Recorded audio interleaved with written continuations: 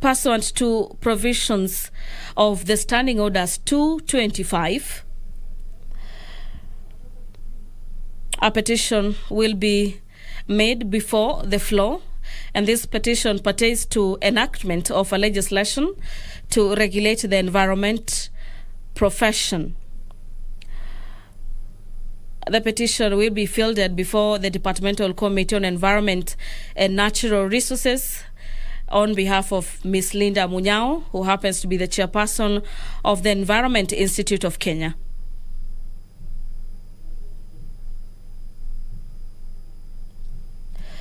Also pursuant to Standing Orders number 42, subsection 2C, a couple of members will be requesting statements through specified departmental committees, and member for Molo, Honorable Kimani Kuria, will be seeking a statement on the high cost of fertilizer in the country, and his request will be fielded before the Departmental Committee on Agriculture and Livestock.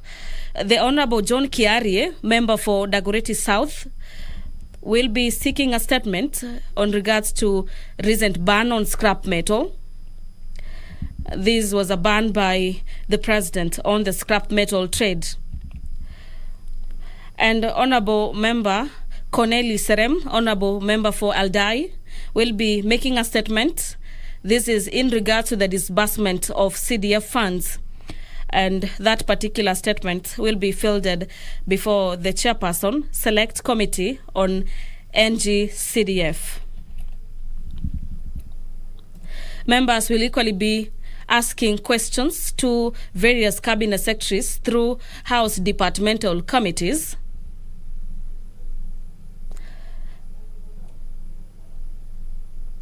And Honorable Member Bernard Okoth, member for Kibra, will be asking the Cabinet Secretary for Health to provide a status report on key medical equipment.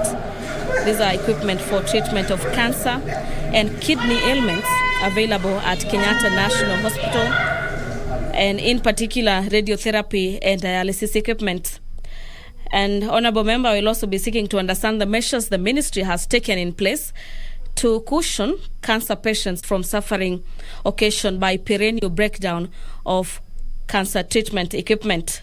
Those questions will be replied by the Departmental Committee on Matters Health. The business of the House is just about to kick off, and I'll now be handing over for the live broadcast. Enjoy your viewing. Good afternoon.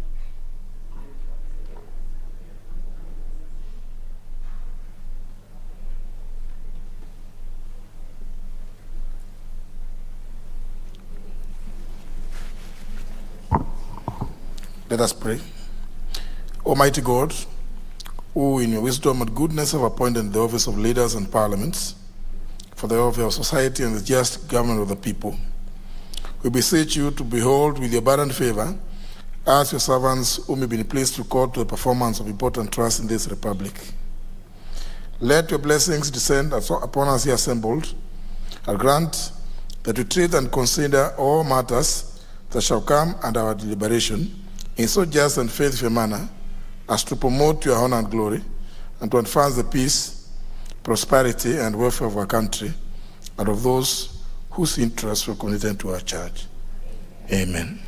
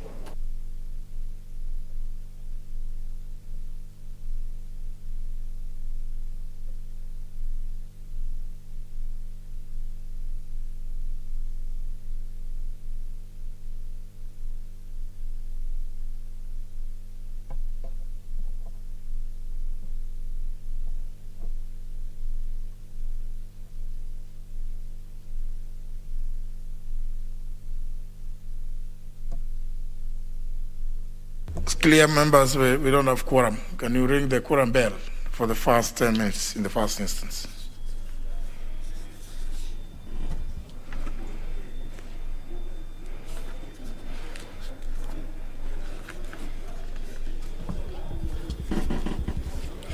The Speaker of the National Assembly has, pursuant to Standing Orders number 35, subsection 1, ordered that the bell be rung. This is to allow for more members to make their ways into the chamber to necessitate the House to have the requisite number to enable it transact business this afternoon session.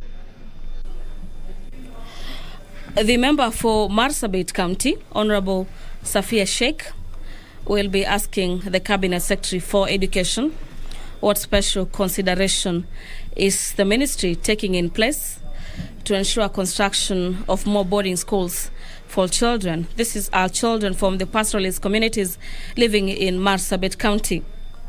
Further questions by the Honourable Member is what plans has the ministry put in place to guarantee equal access to education? This is for children whose parents practice nomadic lifestyle. And finally, the steps the ministry is taking to reduce the rate of illiteracy as well as stigma, cultural biases which infringe on the right to education.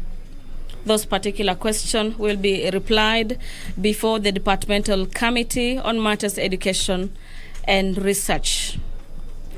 Honorable Olago Oluoch, the member for Kisumu West, will be asking the Cabinet Secretary for East Africa Community as well as Regional Development to provide the status report. This is on the payment of terminal dues to former employees of the defunct East Africa Post and Telecommunications Corporation who are not compensated. This is following the winding up of the corporation in the late 1970s. Questions by Honorable Aloch will be fielded before the Departmental Committee on Matters Labour and Social Welfare. Members of Parliament continue streaming into the chamber. According to the provisions and with the current state of COVID-19, at least 50 members are required in the chamber to have the House commence business. The Honourable Member for West Mugiramgo, Honourable Kemosi Mugaka, will be asking the Cabinet Secretary for Transport to explain why the funds for the maintenance of the rural roads under the Roads Maintenance Levy, this is a fund for the financial year 2021-2022, are yet to be disbursed. Could the Cabinet Secretary further explain when the funds will be disbursed? This is given that there are just over 4 months left to the end of the current financial year. Questions by Honorable Kemosi Mogaka will be replied before the Departmental Committee on Transport, Public Works, as well as Housing. Honorable Joshua Kandie, who is the member for Baringo Central, will also be seeking questions through the Departmental Committee on Transport. And the questions by Honorable Member is that the member will be seeking to understand measures taken by the ministry to ensure that the funds are allocated towards the completion of the Kenya Medical Training College in Cabranet Town. What measure the ministry is putting in place to ensure that the said project is completed, and further provide the expectation for the completion period and dates for the particular institution.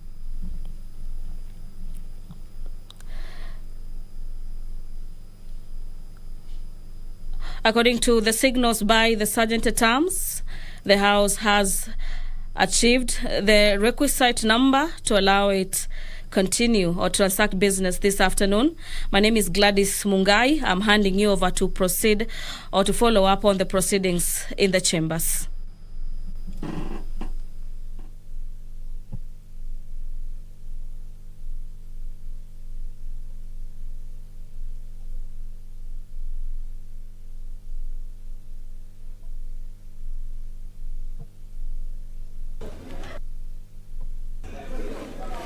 Order.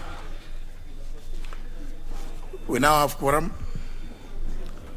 We can commence business. Order number 1, administration of oath.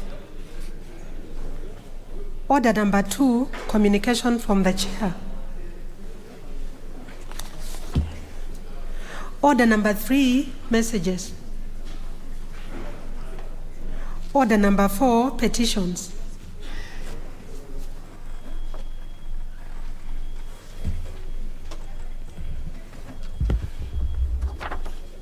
Honourable members, I wish to convey this petition, public petition, being petition number 3 of 2022. Honourable members, as you are aware, standing order number 225, subsection 2, paragraph B requires the Speaker to report the House any petition other than those presented by a member. Further, Article 119 of the Constitution provides for the right of any person to petition Parliament to consider any matter within its authority, including petitioning the House to enact, amend, or repeal any legislation. In this regard, I wish to report the House that I have received a petition from Ms. Lida Munyao, acting in her capacity as the chairperson of the Environment Institute of Kenya, and on behalf of other office bearers of the Institute. Honourable members, the petitioner affirms that the Environment Institute of Kenya is a legally registered professional association of all environmental experts in Kenya engaged in advocacy and building capacity in environmental management and sustainable development. The core objectives of the Institute include maintaining, promoting, and improving standards in the conduct of environmental impact assessment, audit, strategic environmental assessment, social impact assessment, and other related mechanisms in the management of the environment. The petitioner observes that the absence of a distinct legislation to regulate professionals in the field of environment and its existing gaps in the Environmental Management and Coordination Authority Act have created a loophole for uncoordinated approach in environmental management. To cure this lacuna, the petitioner is proposing that the National Assembly enacts a legislation providing for the establishment of the Environmental Institute of Kenya, whose function shall include registration and training of professionals and regulation of the environmental profession generally. The petitioner also has annexed a draft Environmental Institute of Kenya bill in compliance with Article 119 of the Constitution and for reference by the House when considering their petition. Honourable members, having determined that the prayer sought by the petitioner is well within the authority of this House, I order that, pursuant to the provision of Standing Order 227, subsection 1, this petition be committed to the Departmental Committee on Environment and Natural Resources. The committee is required to consider the petition and report its findings to the House and to the petitioner in accordance with Standing Order 227, subsection 2. I thank you.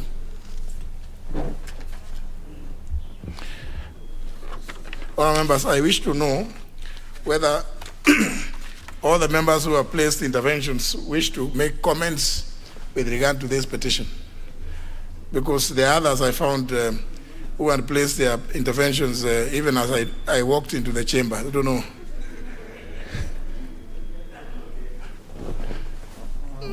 Member for Kamukunji.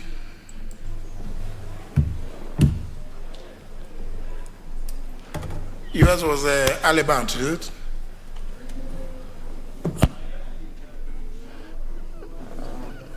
Very well. Honorable Sankok. Thank you very much, Honorable Speaker. I really do support the petitioner, Honorable Speaker, because environment is very important.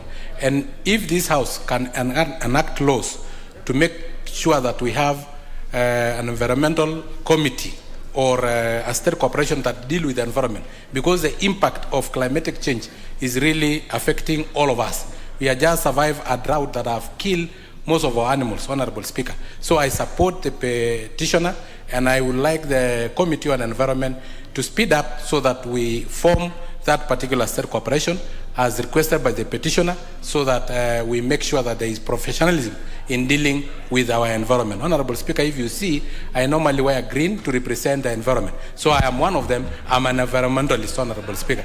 Honorable Speaker, recently I was on a very beautiful suit, Honorable Speaker, but I found that I became too handsome. And that I didn't know that I'm that handsome, Honorable Speaker. So I've changed back, Honorable Speaker, so that at least I don't become hot cake. So, Honorable Speaker, I support the petition. Who told you that you are hot cake? Honorable Sankok. Member from where constituency? Thank you, Honorable Speaker. I also wish to support this particular petition, more so because environmental impact assessment has become a requirement in virtually every project that we have in this country. This is a profession that is now attracting many young men and women who are now becoming professional environmentalists, and therefore, Honorable Speaker, it's only fair that we have a regulatory association that will look at the conduct of and ethics of these professionals who are upcoming, Honorable Speaker. Honorable Speaker, as my brother Honorable Speaker Sankok did say, he is a promoter of environment through his green attire, but I wonder, I'm not sure whether I have heard about his being handsome. I've only heard people say that he is troublesome. Thank you, Honorable Speaker. Member for Wajir South. Wajir South, member. Thank you very much, Mr. Speaker. Mr. Speaker, I do support this petition. I find that it is the right time that Kenyans have joined the rest of the world in advocating for issues to do with the environment. It is very important that we realize that professionals and future generation needs to be considered at this particular time when actually climate change and environmental issues are becoming one of the bigger challenges. And therefore, I do support this particular petition and say that we actually need to enact laws that govern this country in terms of institutions that can propel this country's environmental issues to the next level. Thank you very much. I do support this petition, Mr. Speaker. Member for Kisumu West. Thank you, Mr. Speaker. I support my colleagues on their comments on the petition. But what I wanted to ask Mr. Speaker is if you could issue further directions on mode of dressing. I see across the house, across the floor, Honorable Tuwei, in a manner of dressing that exposes his shoulders downwards. I do not know if that is proper dressing for the house. His shoulders.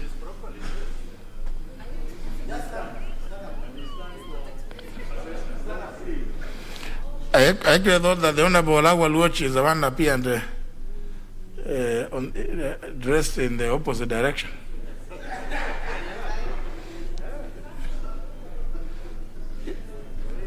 So he appeared to have seen the speck in his brother's eye and forgot the lock in his. No, well, that was the Honorable Olawal Watch, I think, wanted to draw attention to the house that he was not properly dressed himself. The way to stand up, you'll see it for yourself. Honorable Tuwei, what is can you be upstanding? What? In short sleeves? Honorable Tuwei, you are here in short sleeves? No. Please go and change. Go and change. Go and change. Go and change. You know, honor members, let us also allow, because you know, this house yes. Member for Gilgil on the comments. Thank you, Mr. Speaker. I also rise to support the petitioner. And just last week, you remember, Mr. Speaker, we had an issue on environmental impact assessment done by KenGen. And I raised an issue in a Buru area in my constituency. And Mr. Speaker, this streamlining and making it professional as possible joins other professions like the lawyers, we have the Institute of Engineers, we have the LSK, in terms of conduct, in terms of references, in terms of even code of ethics, Mr. Speaker. So I would support that the Environment Committee also looks at streamlining this area that is very critical. Like now, Mr. Speaker, we have the road from Tigoni or from Rironi being done by the French. The impact assessment is being done right now, and yet it is not up to standards. I think it would be better if we have an institute where we can be able to make references. If people have questions, they can ask, and this will go a long way in making this area and the grey area to be dealt with. I support the petition. Final member for Kilifi North. Mr. Speaker, I want to thank you for the opportunity to also contribute to this petition and say I support this petition because environmental issues actually with climate change affecting us tremendously. But again, we also need to look at when we have the National Environmental Management Authority, do we actually need other institutions that need to be put again? Why don't we strengthen the National Environmental Management Authority to ensure that they do their work and do it properly for the benefit of the country? Because what NEMA is doing right now is very dissatisfying. There's a lot of problems. You know, I know what happens in my constituency. There's a lot of mining, there's a lot of rock cutting and stone cutting. But then you go and look at what is being done after people have excavated, and NEMA does nothing about it, and they know the danger. People are actually dying in those pits after rains. And I think they need to come strong and protect this country from investors whose interest is to make profit, but not actually look at what they leave after they've finished the extractions. So I support this petition, but with the rider that we need to strengthen the National Environmental Management Authority to do their work properly. I thank you, Mr. Speaker. Well, I think it's. You see, but you know, when you appear to have made up your mind much later, it's not right, because I'm guided by the intervention button. But before I do that, before I give you the chance, because I know you are very passionate about matters of environment, Honorable Chachu, let me recognize pupils from the Royal Brain School from Kiambu County, made up of classes 6, 7, and 8, who are in the Speaker's Gallery. They are welcome to observe the proceedings. Honorable Chachu Ganya. Thank you, Mr. Speaker. Mr. Speaker, I do also rise to support this petition. Mr. Speaker, we surely do need such an institution, a qualification authority on matters of environment. But having said that, Mr. Speaker, we have many environmental institutions in this country. NEMA is one. We have Kenya Wildlife Service. We have Water Resources Management Authority, and many others. Most of the institutions, Mr. Speaker, are poorly staffed, poorly resourced. They hardly have much of any staff. So I don't see the value of creating new ones when what we already have, with very robust policies and laws, are not able to do what they are created or established to do in this country.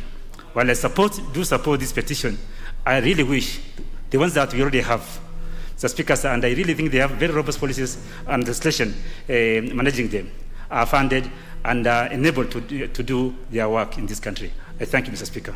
Well, of course, the petition will be referred to your committee, Honorable Chachu, and he will be looking at the allegations about the existing lacuna in the MCA Act, so that you see whether there is need to address the issues, the concerns of the petitioners, and whatever you find you can recommend to the House. But as it is, they have even attached a bill, a proposed draft bill. So I think, I believe with your experience and your passion, the petition is going to the right place. And your team, finally, on this one, Honorable Otiende Amolo. Thank you, Mr. Speaker. Mr. Speaker, I support the spirit and context of the petition, not necessarily the conclusion. For I think that conclusion is what the committee must examine. Because, Mr. Speaker, while it is a good thing to have more bodies regulate the environment, and while it is also true that some of the bodies we've had, including NEMA, have tended to focus more on development rather than environment generally. They've tended to focus on who's doing development, what are the licenses to be given to them, rather than on essential issues of environment, including the 10% tree cover.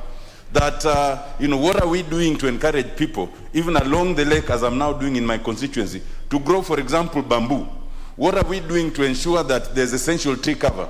They tend to focus only when people want to do development, because obviously that's where there's the money. And also they're over-concentrated in urban areas and not so much in rural areas. But Mr. Speaker, we must also caution that some things are not necessarily as a result of lacuna of legislation. We must caution ourselves that not every human problem is solved by legislation. There are some problems that are solved by policy. And the committee therefore will examine and ask themselves, is it that we do not have sufficient legislation, or is it non-implementation of that legislation? But overall, I support a re-examination of the operation of the MCA Act with a view to us achieving a better tree cover and conserving the environment. Thank you, Mr. Speaker. Very well. Now we are through. Even if he's the grandfather of the house now, who has suddenly found that he has something about the environment he wants to say. Honorable Jimmy Angwenyi. Thank you, Mr. Speaker, for giving me a chance to contribute on this important matter. Mr. Speaker, I come from an area, the Kisii County and the Kisii and Nyamira counties, where environmental degradation is the worst in the country. Mr. Speaker, our waters are actually more spread diseases than for us to drink. And it's because of the environment. And the NEMA has not done anything substantial to address that issue where I come from. For example, if they address the issue, maybe we'll get some of us will be transferred from Gusiland to Laikipia, to Kajiado, and Narok, where there's expansive areas of land whereby we could settle and we reduce the degradation of the environment in Kisii. Mr. Speaker, I really support this bill, and I hope the House will support it. It is not yet a bill. This petition, I'm sorry. Yes. Petition. Next order. Petition is referred to the Committee on Environment. Order number 5, papers. Leader of Majority. Yes, Honourable Speaker, I beg to lay the following papers on the table of the House today, Tuesday, the February the 8th of 2022. Number 1, legal notice number 268 relating to the Nairobi International Financial Center, General Regulations 2021, and the explanatory memorandum from the National Treasury. Number 2, the agricultural policy paper number 2 of 2021 on food, our health, wealth, and security from the Ministry of Agriculture, Livestock and Fisheries and Cooperatives. Number 3, the annual report and financial statements of the Office of the Controller of Budget for the financial year 2019-2020. Number 4, the annual report and financial statements of the National Police Service Commission for the year 2020-2021. Number 5, reports of the Auditor General and financial statements of the National Government CDF in respect of the following constituencies for the year ended 30th of June 2020, and the certificates therein. Gem, Muhoroni, Makueni, Kacheliba, Mosop, Mbooni, Kamukunji, Kitui West, Ikolomani, Tongaren, North Hall, Banisa, Sirisia, Mumias West, Huisero, Sabatia, Butula, Kandui, Likuyani, Kilgoris, Bumula, Aldai, Kitui South, Kibwezi West, Matungulu, Mwingi North, Tharaka, Butere, Gatundu North, Turkana East, Pokot South, Turkana West, Mount Elgon, Central Imenti, and Kitui Rural. Number 6, the reports of the Auditor General and financial statements of the National Government, CDF, in respect to the following constituencies for the year ended 30th of June 2019, and the certificates therein. And these constituencies are Webuye West, Kathiani, Kiharu, Charbaj, Subukia, Molo, Samburu West, Dagoretti South, Galole, Kapseret, Keyo North, Embakasi West, Starehe, North Imenti, Voi, Mwingi Central, Kaiti, Matungulu, Turkana South, Kandui, Awendo, South Imenti, Bomet Central, Samburu East, Makueni, Kajiado East, Mboni, Lurambi, Embakasi East, Ndiwa, Kitui West, Kitui South, Kuresoi North, Machakos Town, Masinga, Kwanza, Mandera West, Mwala, and Ijara. And lastly, the reports of the Auditor General and financial statements of the national government, CDF, in respect to the following constituencies for the year ended 30th of June 2018, and the certificates therein. And these are Mboni, Mavoko, Kilome, Yata, Kaiti, Kathiani, Machakos Town, Makueni, and Masinga. Thank you, Honorable Speaker. Next order. Order number 6, notices of motion. Leader majority. Honorable Speaker, I beg to give notice of the following motion. That aware that the history of any institution is key to evaluating its development, further aware that documenting history provides a knowledge bank for future generations, noting that the history of Parliament of Kenya is largely unrecorded, scattered, and piecemeal, further noting that most comparable jurisdictions have elaborate records of their history, which are periodically updated to capture new developments. Cognizant of the fact that Parliament of Kenya marks its 114th anniversary this year, having been established as the Legislative Council, or LegCo, in August of 1907, further cognizant that the legislature has been transforming in the last century both in mandate and composition, starting as a fused unicameral legislature to a bicameral one at independence and to a unicameral legislature before, again reverting to a bicameral parliament after the promulgation of the Constitution of Kenya in 2010. Recognizing the many works of art, including statues, frescoes, murals, and pictures connected with the history of the Parliament of Kenya, including the contributions of great men and women, families, architects, and politicians throughout the 114 years of the history of the institution and its transformation and growth throughout the period. Now, therefore, in order to ensure the preservation of the history of institutions for future generations, this House resolves, 1, that at an appropriate stage, the House appoints a committee comprising of not more than 9 members to oversee the preservation of these histories for posterity, with special focus on the National Assembly. That 2, that copyrights of the history of Parliament of Kenya projects be reserved for the benefit of Parliament and the people of Kenya. And 3, that the clerk of the National Assembly puts in place and executes appropriate mechanisms to actualize this resolution. Thank you, Honorable Speaker. Very well. Next order. Order number 7, questions and statements.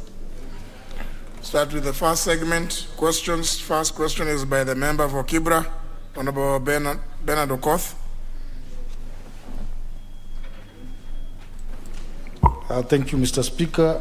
I rise to ask question number 1 of 2022 to the Cabinet Secretary for Health. Number 1, could the Cabinet Secretary provide a status report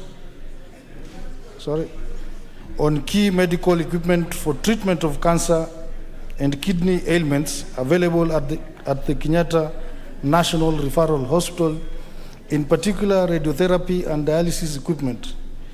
Number 2, what measures has the ministry taken to cushion cancer patients from suffering occasioned by perennial breakdown of cancer treatment equipment? Thank you, Mr. Speaker. Well, the question will be replied to before the Departmental Committee on Health. Next question is by the member for Marsabit County, the Honorable Safia Sheikh.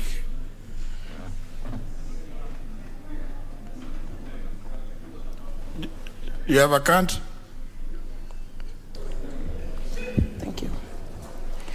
Thank you very much, Honorable Speaker. I rise to ask question number 010 of 2022 in today's order paper and it is directed to the Cabinet Secretary of Education. What special consideration is the ministry taking to ensure the construction of more boarding schools for children from pastoralist community living in Marsabit County? What plan has the ministry put in place to guarantee equal access to education for children whose parents practice nomadic lifestyle? What step is the ministry taking to reduce the rate of illiteracy and stigma faced by girls due to cultural biasness which infringe on their right to education? Thank you, Honorable Speaker. Question will be replied to before the Departmental Committee on Education and Research. Next question by the member for Kisumu West, Honorable Olago Oluoch. Thank you, Mr. Speaker. Mr. Speaker, I rise to ask question number 013 of this year, directed to the Cabinet Secretary for East African Community and Regional Development. Number 1, would the Cabinet Secretary provide the status report on payment of terminal dues to all former employees of the defunct East African Posts and Telecommunications Corporation who were not compensated following the winding up of the corporation in the late 1970s? Number 2, when will the ministry pay terminal dues to former employees of the defunct corporation, including one Danlex David Oguso, PF number 23872 of 1972, Josiah Rombosiwa, PF 15106 of 1961, Alex Charles Ochola, PF 25373 of 1961, Edward Morris Olang, PF 23408 of 1974, and several others from Kisumu West, despite several promises by the ministry. And lastly, Mr. Speaker, what specific plans has the Cabinet Secretary instituted to fulfill the obligations of the ministry with respect to settling the long-standing dues owed to former staff of the said corporation? Thank you, Mr. Speaker. Now, although the issues raised here may touch on labor, but I'm wondering which committee oversights Ministry of East African Regional Cooperation? It's Defense. So I think Honorable Olago Oluoch, the proposal here is that the question be replied to before the Departmental Committee on Labor and Social Welfare, but I think that will not be the, I don't know, maybe Honorable Olago Oluoch, you could... Speaker, I will stand by your directions on this. If you would like direct another committee to deal with it, I would be comfortable. Because on my first reaction was that it's the community that would, this ministry that would react. They are the ones I've been dealing with. But the ministry is oversighted by the Committee on Defense. That's Honorable Russell.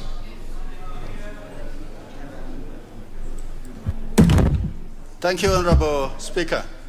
Although the matter ranges on matter of labor, but still that ministry is the one charged about employment and paying terminal dues. I think the matter should be addressed to the Departmental Committee of Defense and Foreign Relations. You are the committee that oversights that. Indeed. Very well. I think in fairness, so that we don't go, because I think the Ministry of Labor would still need to actually, I mean, if the Committee on Labor and Social Welfare were to invite the Cabinet Secretary responsible for labor and social protection, they may still need to go and seek information from the Ministry of Regional Cooperation. So we refer this question to the Departmental Committee on Defense and Foreign Relations, where it will be replied to. Yes, sir. Mr. Speaker, I stand guided. Thank you. Very well. The next question is by the member for West Mugrango, the Honorable Kemosi Mogaka. Do you have a count? No count, eh?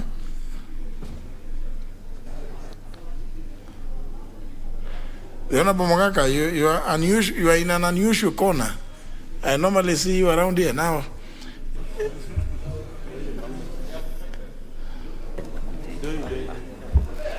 Thank you, Speaker. I'm today on the government side. I'm part of the government these days. Honorable Speaker, I wish to raise question 014 of 2022.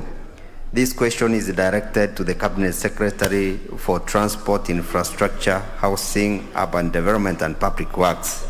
Roman 1, could the Cabinet Secretary explain why the funds for the maintenance of rural roads under the Roads Maintenance Levy Fund for the financial year 2021-2022 are yet to be disbursed? Roman 2, could the Cabinet Secretary state when the funds will be disbursed, given the fact that there are just over 4 months left to the end of the current financial year? Roman 3, could the Cabinet Secretary explain whether the Ekerenyo-Obuari-Misambi Road under construction will extend to connect with Obuari-Gekendo-Nyamaiya Road in Nyamira County? Thank you, Honorable Speaker. The question will be replied to before the Departmental Committee on Transport, Public Works and Housing. The next question is by the member for Baringo Central, the Honorable Joshua Kandie. Thank you, Honorable Speaker. I rise to ask question number 17 of 2022, and this question goes to the Cabinet Secretary for Transport, Infrastructure, Housing and Urban Development. 1. What measures is the ministry taking to ensure that the funds are allocated towards the completion of Kenya Medical Training College in Kabarnet Town, which was commenced on 31st May 1991 and is currently about 32% incomplete? Considering that the contract period has been extended on 3 occasions, with the last one revised completion date being 22nd August 2016. 2. What measures is the ministry putting in place to ensure that the said project is completed and further provide the expected completion dates? Thank you, Honorable Speaker.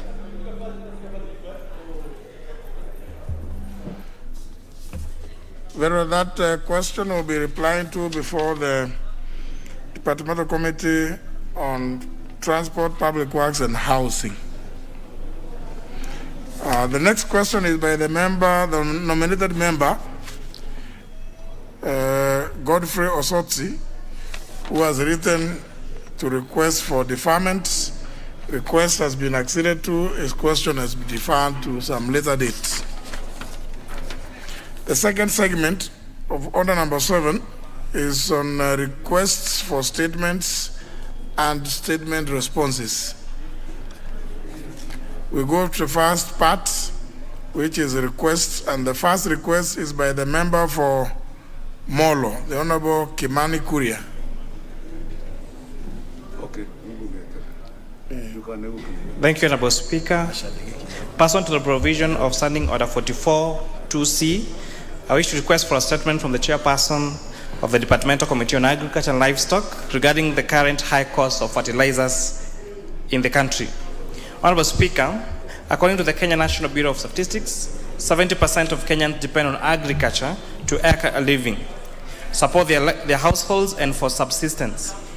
Further, agriculture is one of the biggest drivers of economies of growing rural towns like Turi, Mariashoni, Molo and Elbagon in Molo constituency in terms of employment. Most of these farmers are small scale and whose farmer prospects are largely affected by a variety of external factors beyond their reach, including the cost of fertilizers. It is worth noting that a high percentage of these farmers avoid use of non-organic fertilizer as the price of fertilizer is prohibitive, and those that can afford end up with shrunk profit margins. Honorable Speaker, in addition, fertilizer cost is way favorable and cheaper in our neighboring countries than in Kenya. As a result, Kenyan farm produce end up being extremely unbalanced and competitive in the market. Our traders in turn find it economically sound to import their goods of trade from our neighbors to leverage on higher profit margins. Honorable Speaker, it is a fact that the cost of importing phosphate from the east, which is commonly used to manufacture phosphate fertilizer and which is extensively used by our farmers during planting season, is comparatively high, and the imports trade is monopolistic in nature. Honorable Speaker, it is against this background that I seek a statement from the Chairperson, Departmental Committee on Agriculture and Livestock on the following. 1. Could the Chairperson explain the discrepancy in the price of fertilizers in Kenya as compared to the price of the same commodity in our neighboring countries? 2, Mr. Speaker, what measures has the government put in place to subsidize duty on imported phosphate? 3, what elaborate plans has the ministry put in place to provide low-cost fertilizer to farmers, especially as we approach the planting season, and provide a lasting solution to the high cost of fertilizer? Thank you, Honorable Speaker. Where is the Chairperson, Departmental Committee on Agriculture? The Honorable Alan Haj, the Chairperson or Chairman. Tiren, Honorable Tiren. Honorable Tiren. Honorable Tiren, the House sits from 2:30. I can see you are trotting in.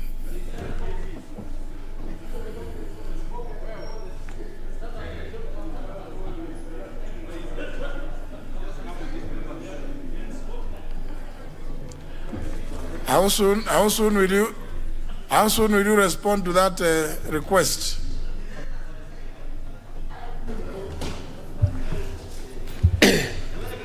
Thank you, Speaker. Just that I didn't hear the question, but we'll respond as soon as possible. Well, the member seems to be happy, so you respond as soon as possible. The next request is by the member for Dagoretti South, Honorable John Carrier. Thank you very much, Mr. Speaker. And I rise to request a statement regarding the ban on scrap metal trade in Kenya. Honorable Speaker, pursuant to the provisions of Standing Order number 44-2C, I wish to request a statement from the Chairperson of the Departmental Committee on Trade, Industry and Cooperatives regarding the recent ban on scrap metal trade. Honorable Speaker, as you would recall, in January 2022, the government of Kenya issued a moratorium on the export, buying and selling of any scrap metals in the country.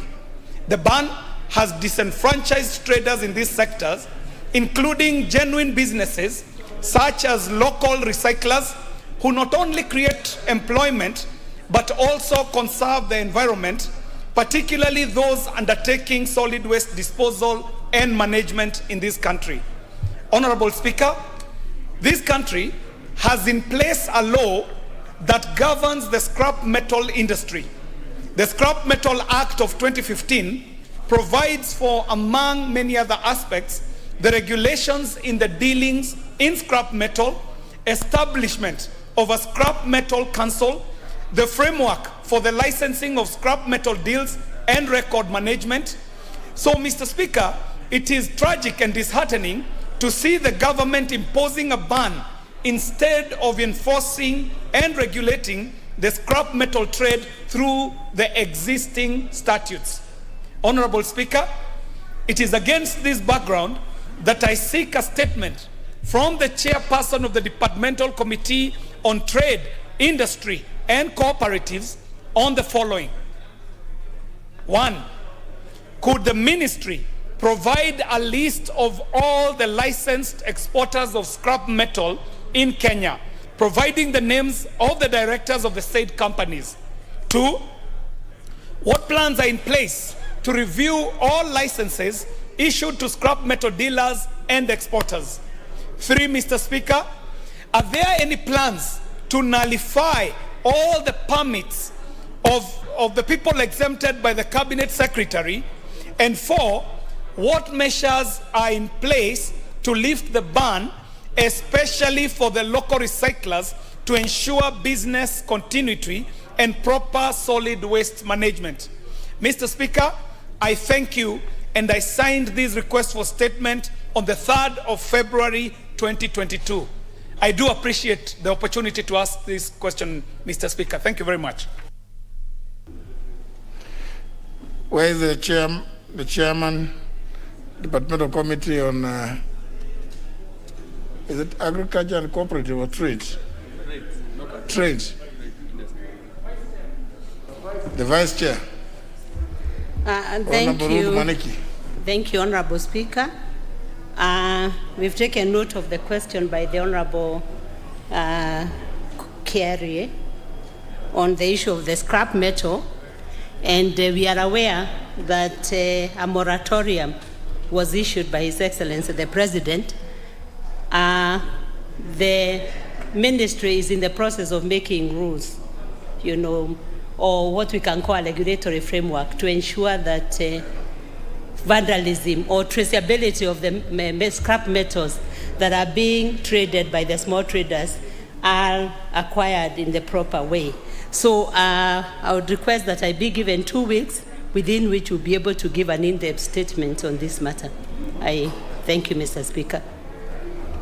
But the Honorable Kiarie raised a fundamental issue that this House passed a law in 2015, and which law provides for the mechanisms of how to regulate and register people who trade in the scrap metal. I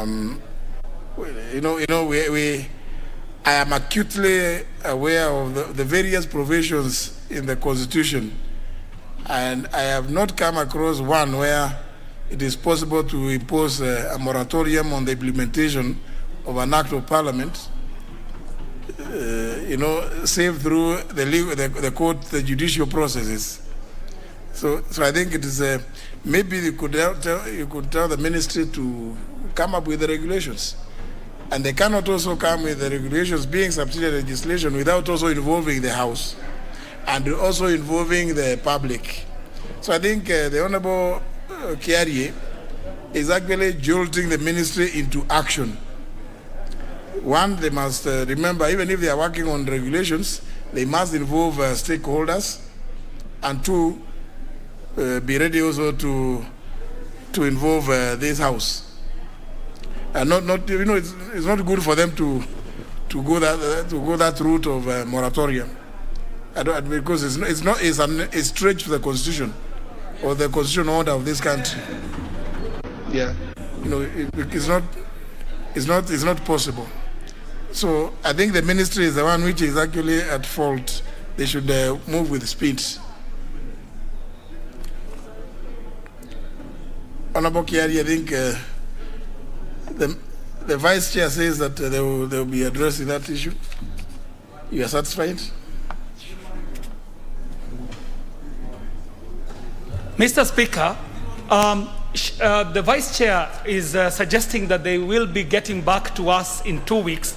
However, Mr. Speaker, it is important for Madam Vice Chair to note that time is of essence, Mr. Speaker, because some of the metals that are traded in this trade include what we call electronic waste.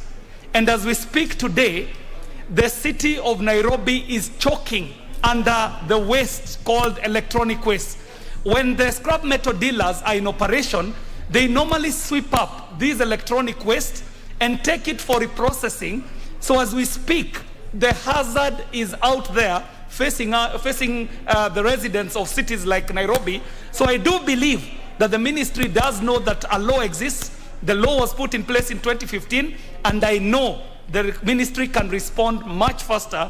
So with your permission, Mr. Speaker, I would advise that you recommend or request the committee to get back to us in 7 working days, Mr. Speaker. It would be appreciated if they would move with speed. Yes. Although the Vice Chair seems to be also quite aware about what is happening. Maybe, Vice Chair, do you think you can respond in 7 days? Mr. Speaker, sir, we've just interacted with the ministry. As you know, we are going through the budget process. The supplementary and then, of course, the annual budgets will follow. So there is quite a lot that is in the hands, but I can assure the Honorable Kerry that we'll speed it up the most we can. But given the workload that also the committee has, that's why I was requesting for 2 weeks. But the ministry is fully seized of this matter. I already met them this morning, and we just finished a meeting with them, and I've already told them to start working on this. And they have assured me the guidelines, the regulatory mechanism, the guidelines to help operationalize what concerns the Honourable Member. They are already in place, and they will be sharing them with the sector tomorrow, so that there is an interface before they finally now bring them to the House. So if you can give us 2 weeks in view of the budgetary process, I would really be much obliged, Mr. Speaker. Thank you. The Honourable Kerry accedes to your request. 2 weeks it is. I hope it's not on this.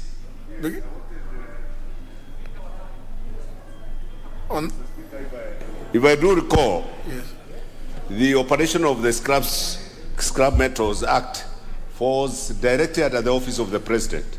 The licensing is under the DIG, the police. So the minister under that act means the minister in the office of the President. So I don't know whether we are right to go to trade when the operation of the act falls under the auspices of the office of the President, directly under the police. Because of, I could understand because of the pop-up. But you must have been obviously then pleasantly surprised to hear that the Vice Chair already discussed the matter with the Ministry of Trade, which they oversight. I don't so know. You must have been pleasantly surprised. I would be very surprised if the oversight now interfaces with the trade when they say the definition of the minister under Scrap Metals Act means the minister office of the President.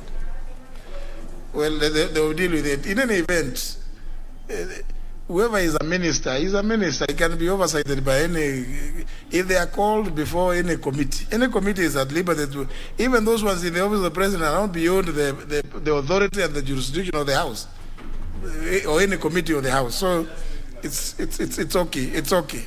Because the Honourable Kerry, I think, directed the request to the ministry because of the aspect of trade.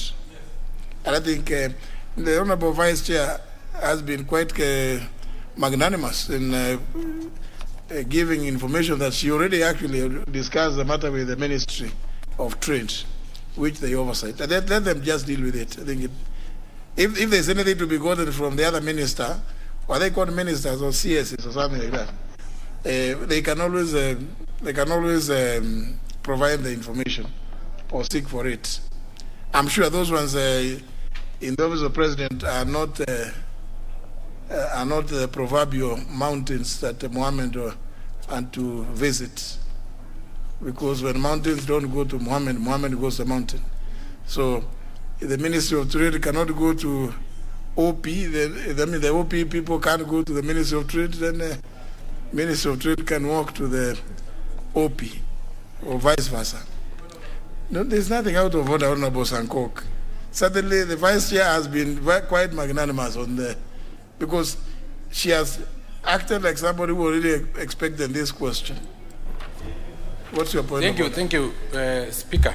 Speaker, from your directive, it seems that the moratorium was actually illegal because it have not come through this House. Does it mean that the traders will continue trading on scrap metal and we ignore such roadside moratoriums until that time that it have come to this House and the regulation have been ratified by this House? You know, if you have said that the House must be involved, if you have said that the laws must be made, if from the statement from Honorable Kerry say that there is a law that exists and we have not amended that law or repealed that law, then the moratorium is illegal and it does not work, and that all the scrap metals, as I ask them now, continue with the scrap metal business. It was illegal moratorium.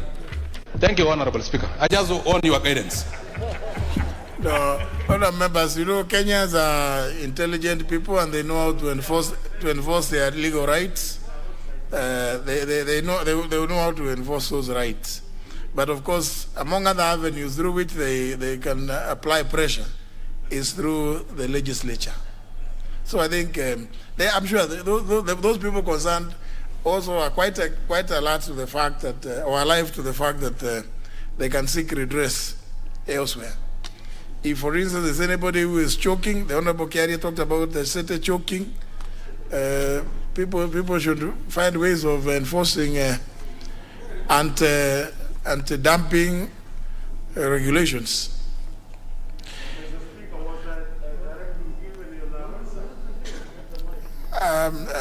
No. The Honorable Angweni, Yeah, my question is, was the directive given on our roadside, or was it given from the office of President? This abuse of our president must stop.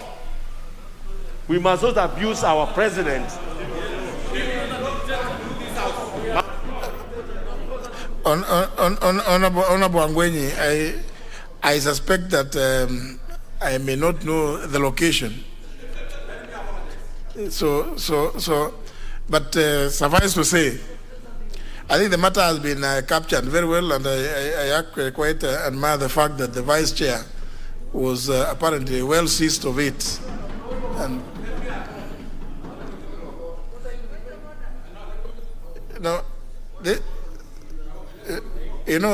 I will not allow frivolous points of order. You cannot engage me in that kind of altercation. Honorable Ajala.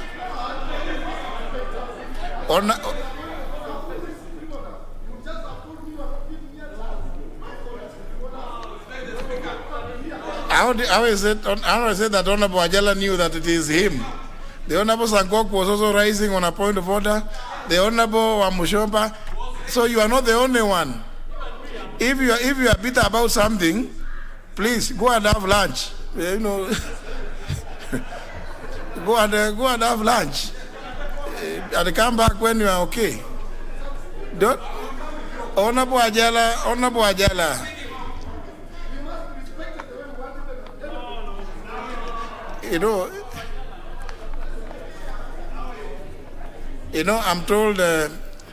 I'm told that sometimes it is fashionable to engage the chair, while indeed the fact of the matter is the people being addressed are not in the chamber.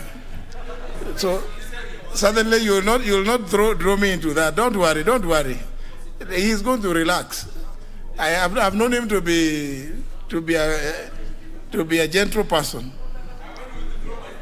No. It is not. There's no need of. Let's not go to this issue. The honorable Vice Chair and the Honorable Kiari have agreed on how the statement is going to be handled, and the matter is over.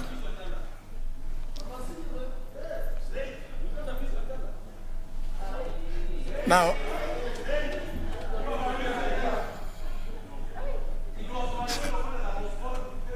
no, please, Honorable Sankok. Now we'll move to the next. We'll move to the next statement. Being is a response by the chairman on the select committee dealing with the National Government Constituencies Development Fund. The Honorable Amunyini. Request, is the Honorable Corneli Serem in the house? Yes. I'm seeing your card. Thank you, Mr. Speaker. I rise to give a statement on the status of receipt and disbursement of National Government CDF Fund as of the 7th of February 2022. Mr. Speaker, this follows a request by members who sought to know why the Treasury has not released funds to the constituencies for bursaries and projects which have not been completed. Mr. Speaker, I'll go straight to the status. I'll skip the preliminaries. Fund allocation and receipt to date for this financial year 2021-2022. Mr. Speaker, the National Government Constituency Development Fund was allocated a total of 41,714,800,000 for the financial year 2021-2022. Subsequent to the allocation, the board determined the financial ceiling for each constituency in consultation with the National Assembly Select Committee in line with the provisions of Section 6 and 34 of the Enabling Act. This paved the way for the National Government Constituency Development Fund committees to embark on preparation of project proposals for this financial year, and the board has since deliberated on all the 290 project proposals from the constituencies. Mr. Speaker, Section 39, subsection 2 of the Act provides that the disbursement of funds to the constituency fund account shall be effected at the beginning of the first quarter of each financial year with an equal amount equivalent to 25% of the annual allocation to the constituency, and thereafter the constituency fund account shall be replenished in 3 equal installments at the beginning of the second, third, and fourth quarters of the financial year. Mr. Speaker, pursuant to this section, and this being the third quarter of the financial year, the expected receipt to date amounts to 31,286 million,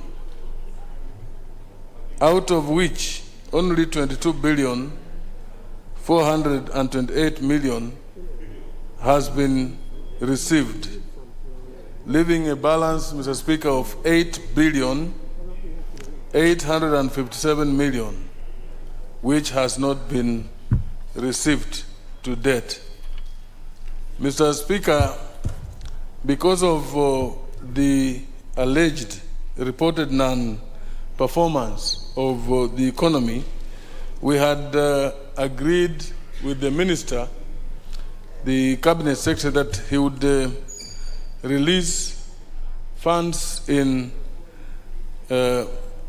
equal installments of 2 billion per week from last financial year, Mr. Speaker. Now, going by this undertaking, the CS released up to 24th of November 2021 a total of 20 billion.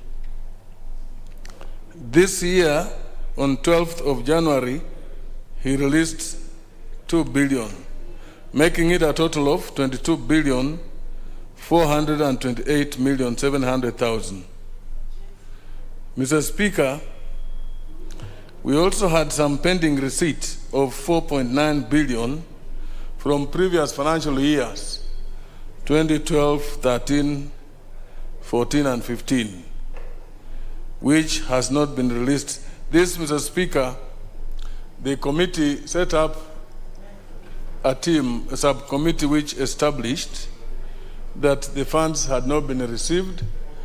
A report was tabled before the House and debated.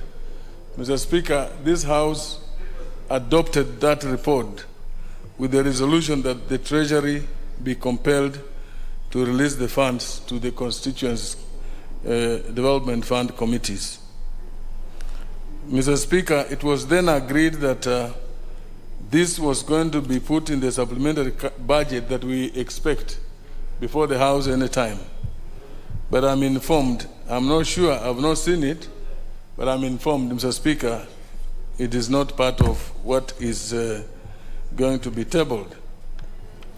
That means that we're going to continue to do without the pending receipts amounting to 4.9 billion. The Speaker, details of these releases and the pending receipts are in a report which I'll be tabling, and members could access it in the table room, or room number 8 as popularly known. Mr. Speaker, Section 7, subsection 2 of the Act 2015, as amended in 2016, provides that all funds allocated to constituencies shall be cumulative and shall be carried forward from one financial year to the next financial year should the funds not be received, including funds returned into the accounts in accordance with Section 6, subsection 3, or funds which are not utilized for whatever reasons. Section 40 of the Act, Mr. Speaker, further provides that the board shall ensure that the list of projects forwarded to it by each constituency is, upon approval, funded in accordance with the Act. Now, Mr. Speaker, coming back to this financial year 21-22, out of 22 billion, 428 million that was received, the board has disbursed 19 billion, 209 million, 800,000 to constituencies, while 1.2 billion has been disbursed to the board secretariat for its activities.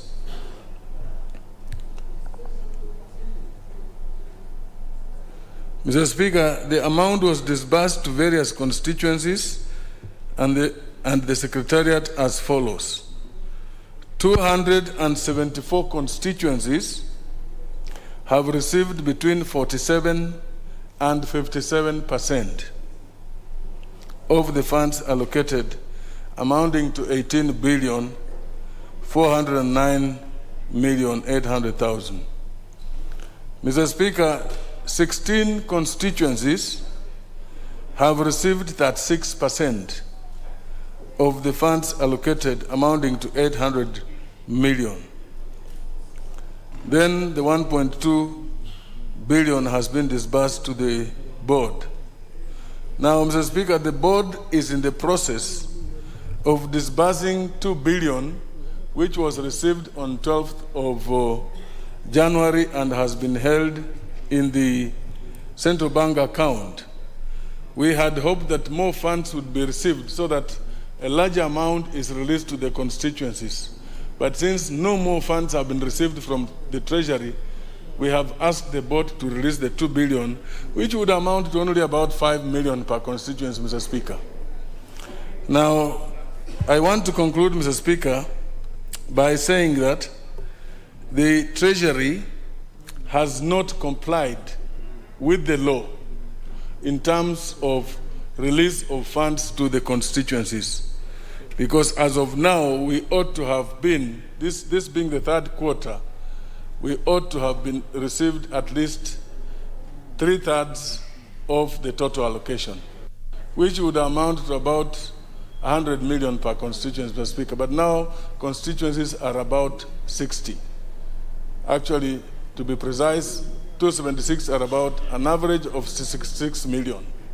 Then the 36, the remaining are about 45 to 50 million, Mr. Speaker. So, Mr. Speaker, I have engaged the leadership. You are aware, Mr. Speaker, your office has been very helpful in the past, and I still trust that you'll also put in word to help members receive these funds, because the projects that were initiated need to be completed, Mr. Speaker. Bursaries for school-going children, as schools have opened and many have not gone to school, Mr. Speaker, constituencies need to be funded so that they can do what they always do to support the needy children. So, Mr. Speaker, as I said, with the leader of majority the whip, and the rest of the members of leadership, we need to push to ensure that the Treasury releases the funds. I think there is nothing more I can say because that is the status, Mr. Speaker. I thank you very much. Honorable Serem. Thank you, Mr. Speaker. I'm so disappointed with the answers from the chair that the CS has consistently violated the law, Mr. Speaker, in releasing the funds.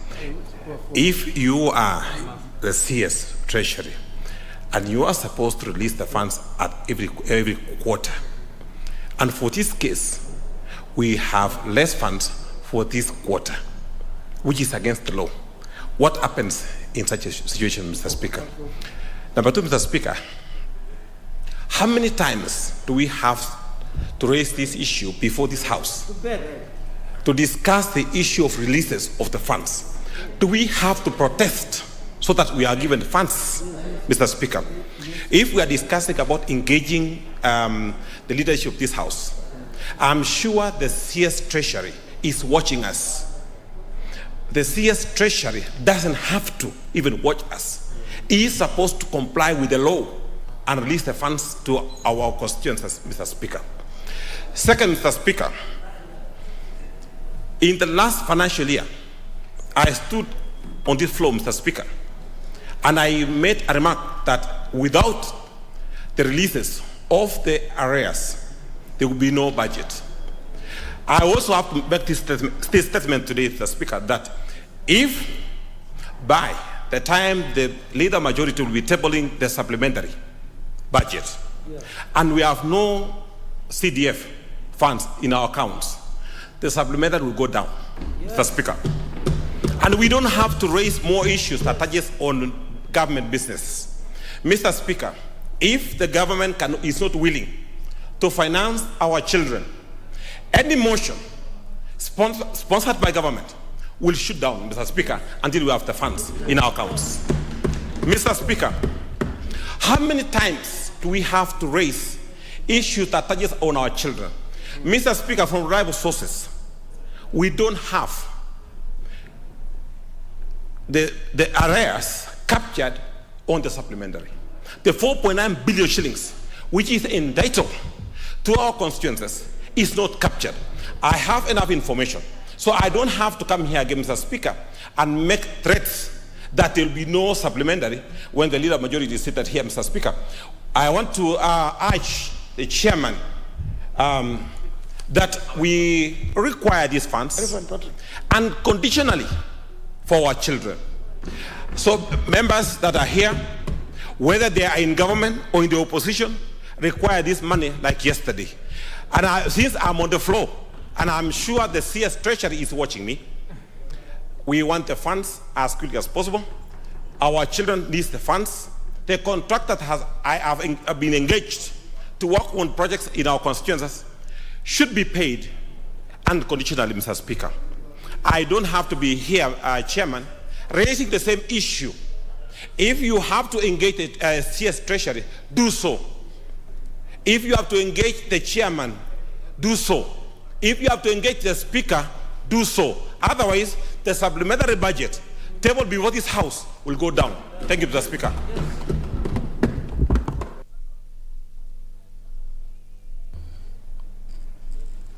Is that notice of intention to treat?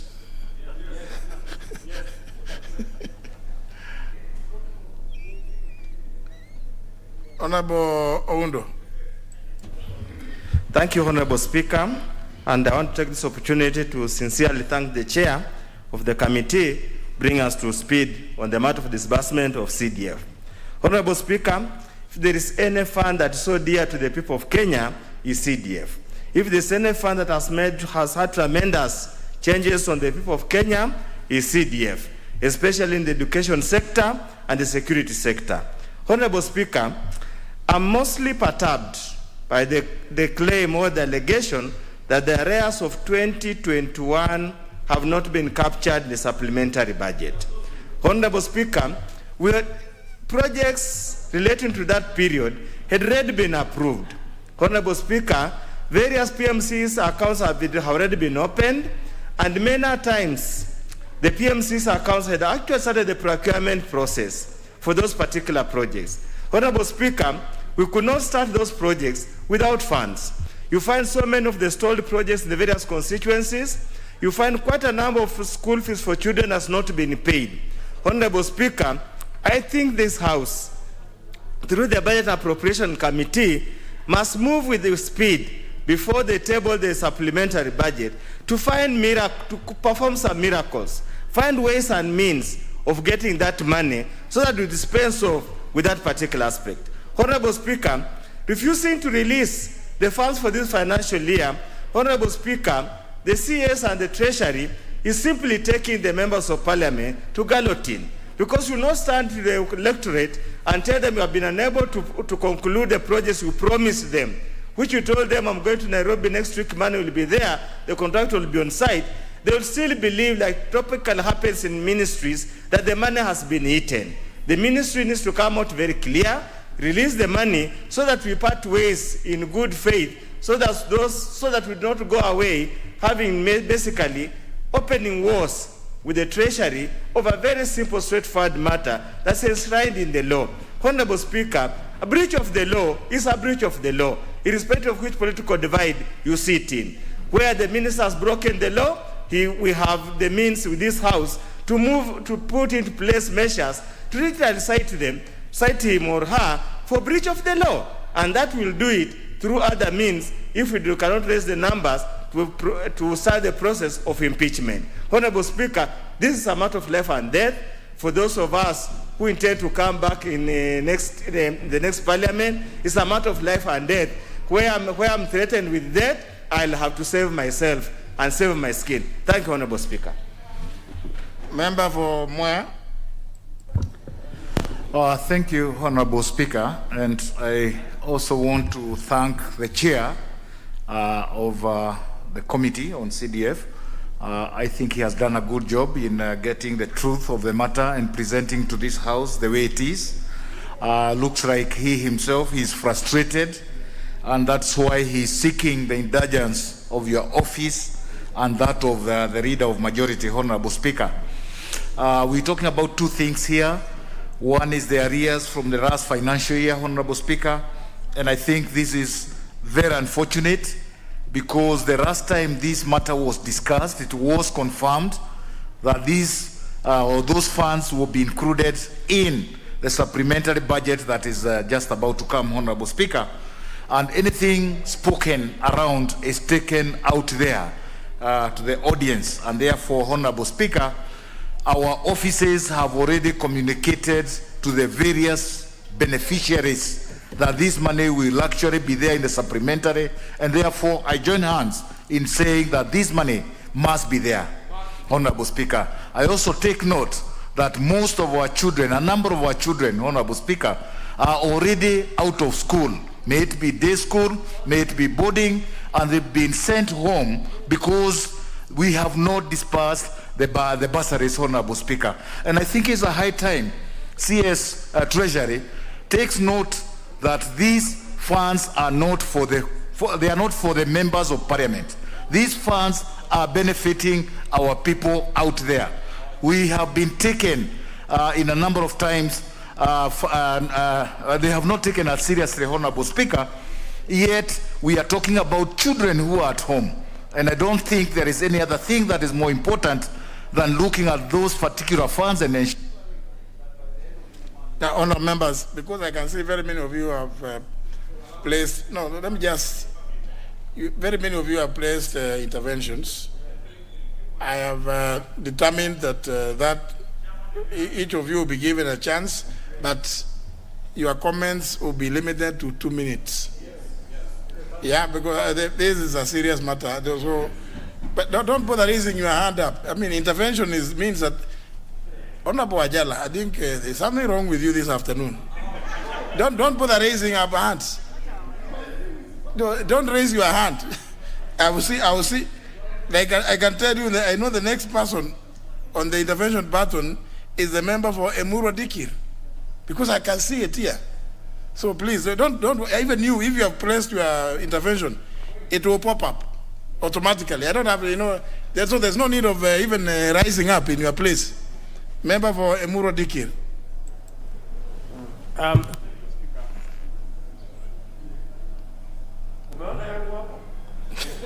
Thank you, Mr. Speaker, for also allowing me to make my contribution on this particular matter. Speaker, there was a time I was a committee member to the NGCDF committee in this House, Speaker, and we could go around the country and assess the situation and the status of the CDF projects. And there was a very serious issue which I realized in one of our visits, Speaker, that there are so many stalled projects, especially on constituencies where there was a change of guard, where there was a change of member of parliament. In most of the cases, when there is a change, people will want to come and do new projects and projects that, of course, was in their agendas. And therefore, Mr. Speaker, I feel, and it had been one of the proposals we had made as committee, that during the electioneering period, the percentage of CDF allocation should be 100% before we go for election, so that people can complete their projects. And even if there is going to be changes, then there is no debt behind. There will be no projects which would have been stalled because of those changes. Speaker, I wish the chairman should work on that so that we have this money complete 100% before we go for elections. Thank you, Speaker. Next is the member for Bomachoge Borabu. Thank you, Honorable Speaker. I rise to make a contribution to the report that has been given to this House by Honorable Wamenyinyi, and I want to thank our chair of the CDF committee that he's done us a very good brief. Honorable Speaker, we are in this House because we contribute substantially to the development of this nation. The case we are discussing about, the 4 billion that has not been dispersed over the first many years, I think is a case that we don't need to negotiate. We like Treasury to put that a priority.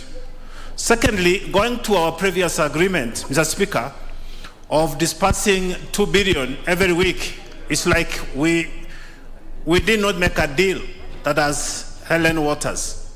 The Speaker, we are talking of money that is going to help our children who are out or who are waiting to be added more money to continue their education. So, Speaker, I want to say that this morning I've received a copy of a call for proposals for those students who need some support. I've already also shared the same to the networks. It will be a big shame for me to go back and tell them that Treasury did not give us money. Mr. Speaker, this is an urgent matter. Thank you. Member for Igembe Central. Thank you, Mr. Speaker, for giving me this opportunity to earn my voice on this emotive issue. Mr. Speaker, I personally don't agree with, I don't agree or appreciate the report which has been brought by the chairman, but I also thank him for having brought the same, and more so, I can see he's also frustrated because of whatever is happening. But Mr. Speaker, let me tell Treasury here and then, or whoever is supposed to disperse this money, they are sitting on this money, I guess, and I am not ashamed to say it's on purpose, and they want to frustrate us, frustrate the sitting MPs, so that at least we get frustrated down there. They are sitting in their offices, but we are receiving the bulk of the problems which we are facing there. Mr. Speaker, as we talk, we have got hundreds of children who are sitting at home and they are not in school while waiting for this money. And the parents and the guardians are looking at us. They don't know where the problem is. Mr. Speaker, this is high time the Treasury and the Central Bank releases this money for the children to go to school to complete the storage projects. If not, we are not going to pass anything which is brought in this house until they also listen to the predicament of our people outside there. Thank you, Mr. Speaker. Member for Kitui South. Thank you, Honorable Speaker, for this opportunity. First of all, I would like to thank the Chair. He has made a presentation on the matter that was raised by the Honorable Serem, and he has been honest with this House that we have areas that must be handled, and the 4.9 billion that has to be also part of the supplementary, so that we can push the projects that we have promised our constituents. Honorable Speaker, we are oversighting various ministries and state agencies, and we can see that funds for these agencies are being disbursed within the correct timelines. So the biggest question is, why is it not happening to members of parliament who represent the 290 constituencies of this country? Honorable Speaker, CDF is the only government project which has projects and programs that have benefited people and that can be seen all over the country in an equitable manner. So, Honorable Speaker, we cannot be kind to others and not be kind to the people who send us to this House. So, Honorable Speaker, I would like to urge the Chair to keep moving and ensure that the funds are disbursed within timelines and that we do not have white elephant projects within our constituencies. Thank you, Honorable Speaker. Member for Kitutu Church North. Thank you, Mr. Speaker. Mr. Speaker, first I want to thank Muteja. I want to thank Museo Wamunyinyi for giving us a very detailed discussion. Mr. Speaker, the supplementary budget is within the committees that are involved, that are dealing with this aspect. One is the Departmental Committee on Finance and Planning. Two is the the Budget Committee. Why can't we tell them that those two committees cannot bring us any budget recommendation without the 4.9 billion shillings in that budget, supplementary budget? And the best thing to do it, and we have done this before. The best thing to do is to remove the amount from Treasury, put it under planning where the CDF is, and then Treasury will look for the funding of their own ministry. And that, to be that, we should not be crying here that we are going to not to approve the supplementary budget. Why can't we just change it? That's why it comes to our office, to our departmental committees. Finally, Mr. Speaker, these people are not taking us seriously because we have never increased the amount of money, the allocation, the percentage of allocation to CDF, the same way we are increased for local or devolved governments.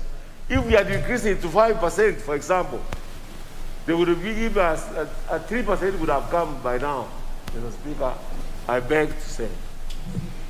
And you yourself are a finance guru and a ranking member of the Committee on Finance. They say, kazi kwako.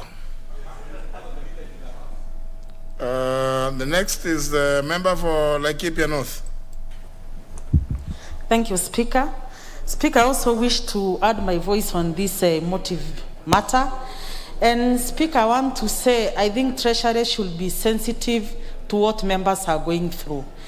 In Laikipia North and most parts of northern Kenya is ravaged by a serious drought. Speaker, the parents don't even have food to give to their children at home. And right now, all the secondary schools have sent their children home because most of them depend on this CDF for bursaries. So, Speaker, I want to say this to the majority leader and the leadership of the House, and I want to beg these members, when it comes to issues of CDF, there is no opposition or government here. And I'm a staunch supporter of the government of the day, but I'm not a sycophant. So if we must fail that business when it comes to this House, we cannot be given ropes to hang ourselves, and you gladly take yourself there to hang because you support the government. So they should do what they must do to make sure that we have that money. Secondly, Mr. Speaker, when you look at the arrears for last financial year, you know we had already committed that money. We have done public participation, And now because this is an electioneering year, our opponents are busy going around telling the public that we have eaten that money, which Treasury is gladly sitting on in Nairobi. So I want to urge my colleagues, let us do what it takes. Let us not be crying babies, because it is us who pass those businesses here. Thank you. Don't eat it. Spend it. Member for Eldama Ravine. Thank you, Mr. Speaker. Mr. Speaker, this matter of CDF is really, really very important. And especially this year, Mr. Speaker, 2022, that including myself, Mr. Speaker, I will not be in this house in the next parliament. And I want, Mr. Speaker, to make sure that all the projects in Eldama Ravine will have been processed before we transit to the next government. Like you, Mr. Speaker, we know what you're aspiring to. I'm also aspiring to be Governor Baringo. And Mr. Speaker, I really would wish that the chair can take this matter very serious. And I understand, Mr. Speaker, the situation, the position of the chair. Mr. Speaker, I want to really beg the chair to once in a while forget that he's a party leader of a government party called DAP, so that he can focus on this matter of CDF without clouded. And Mr. Speaker, things started going wrong in this house in terms of CDF when including the Honorable Anchala started pretending that he's in government. That's why we are not getting these funds promptly, Mr. Speaker. So, Mr. Speaker, when it comes to matter CDF, let us for once forget our affiliations and focus so that these disbursements of CDF, Mr. Speaker, are promptly done. I thank you, Mr. Speaker. You know why I'm ignoring points of order, because I told you these comments are limited to only 2 minutes. So if you interrupt a member who is on only 2 minutes, then surely the member will not have been said anything that is worthy being captured. I mean, that's not even. There's nothing out of order about that. In fact, nothing prevents the Honorable Wajala being a member of the. I mean, if he chooses to be a member of the governing party, what so be it. There is nothing out of order here. And I mean, where he sits, he is in the chamber. The only Wajala, the Honorable Wajala, the only thing is, I'm not seeing your card. How is it that? Because I'm trying to see where it is that I can't see your card. Let's hear the Honorable Russell. Thank you very much, Honorable Speaker. Honorable Speaker, I wish to add my voice to the report that is tabled by Chair Wamunyinyi. Honorable Speaker, you are on record telling this House that they have the power of the purse. This is a House budget making, and everything about money spent in Kenya passes through this House. I think we should not be a House that laments. The supplementary will be coming before this House. It is us to determine what amount of money we need to cut from that supplementary to be put into the CDF kitty. Honorable Speaker, Article 95, 1 and 2, it is about representation of constituencies, discussing matters of concern to our people.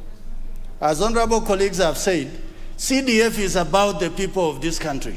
It is not about any other money.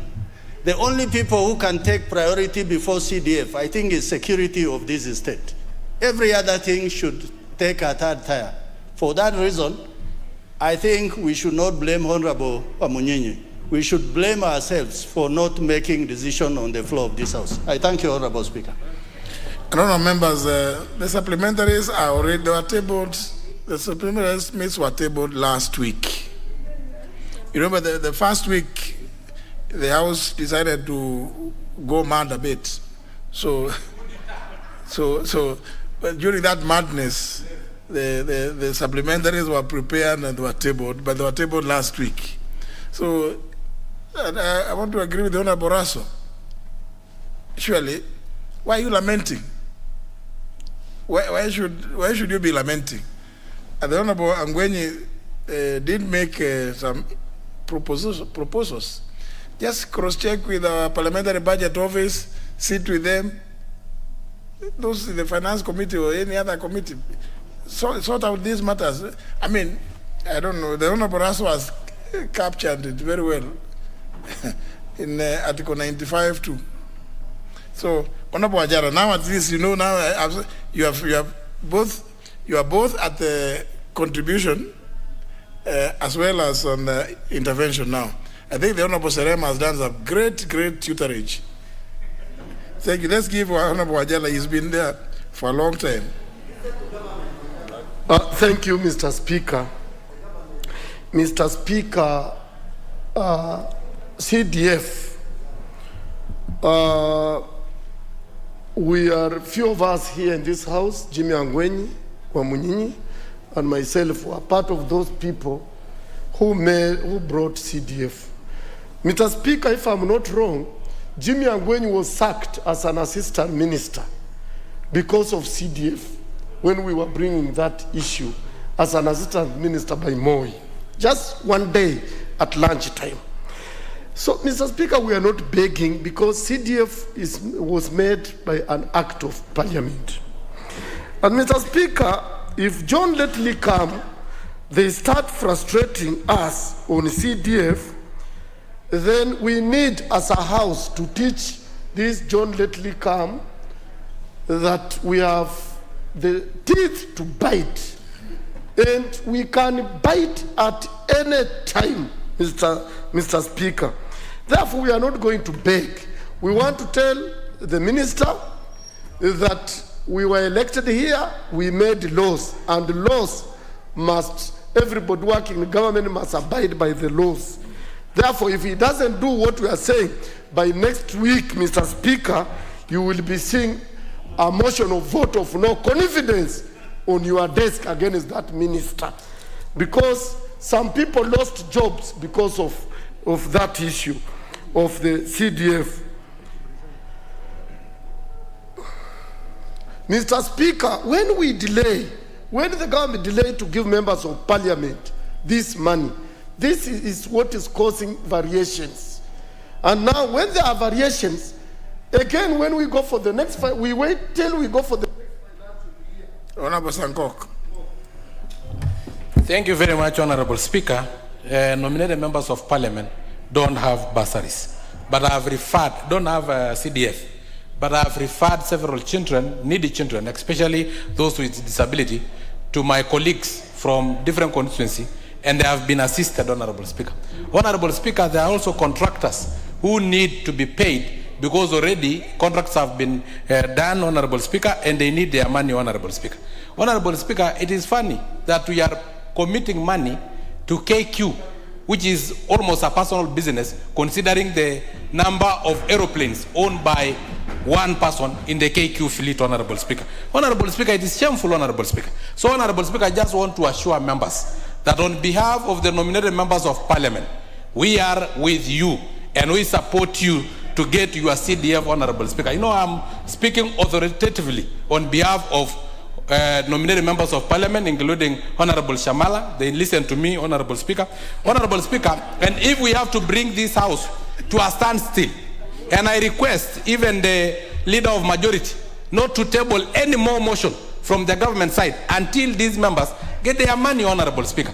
Honorable Speaker, and as you have rightly said, that it is us who are lamenting, yet we have the teeth to bite. I think we should start by biting the way we did when you said that we developed some madness. We are not mad. We are just biting so that we can show those who think that the remote control of this house is in State House or is in some other quarters. They should know this house. The Treasury, we must now bite and make sure that there is nothing, no government business pass through this house until CDF is in your offices, in your accounts. Thank you. Would it be recorded that Could it be recorded, Honorable Sangok, that in the process of biting, you lost one tooth? Honorable Kerry, a member for Dagoretti. Thank you very much, Mr. Speaker. And you know, the old adage goes that justice delayed is actually justice denied. There's a lot of justice that has been denied to very many Kenyans, Mr. Speaker. One of the best things that this country has ever bequeathed itself is these devolved funds. And one of the better performing devolved funds is CDF. And as it has been said, we have no business reading from the Book of Lamentations, Mr. Speaker. Actually, in what we would call literature, we actually Hammurabi, the lawgiver. This house has the power of budget making. This house has the power of hiring and firing ministers, Mr. Speaker. So I do believe that if the members of this house acted in one accord, we can ensure that these monies are availed in time so that they can attend to the business of educating our children, the business of paying contractors, and many other pending bills, Mr. Speaker.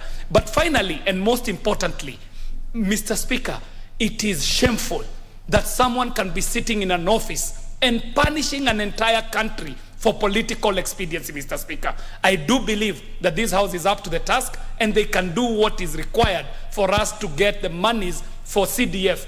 And to Honorable Sankok, this money does not belong to members of parliament. Actually, members of parliament are mere patrons. They oversight. What we are doing here is lobbying for the monies so that it is available.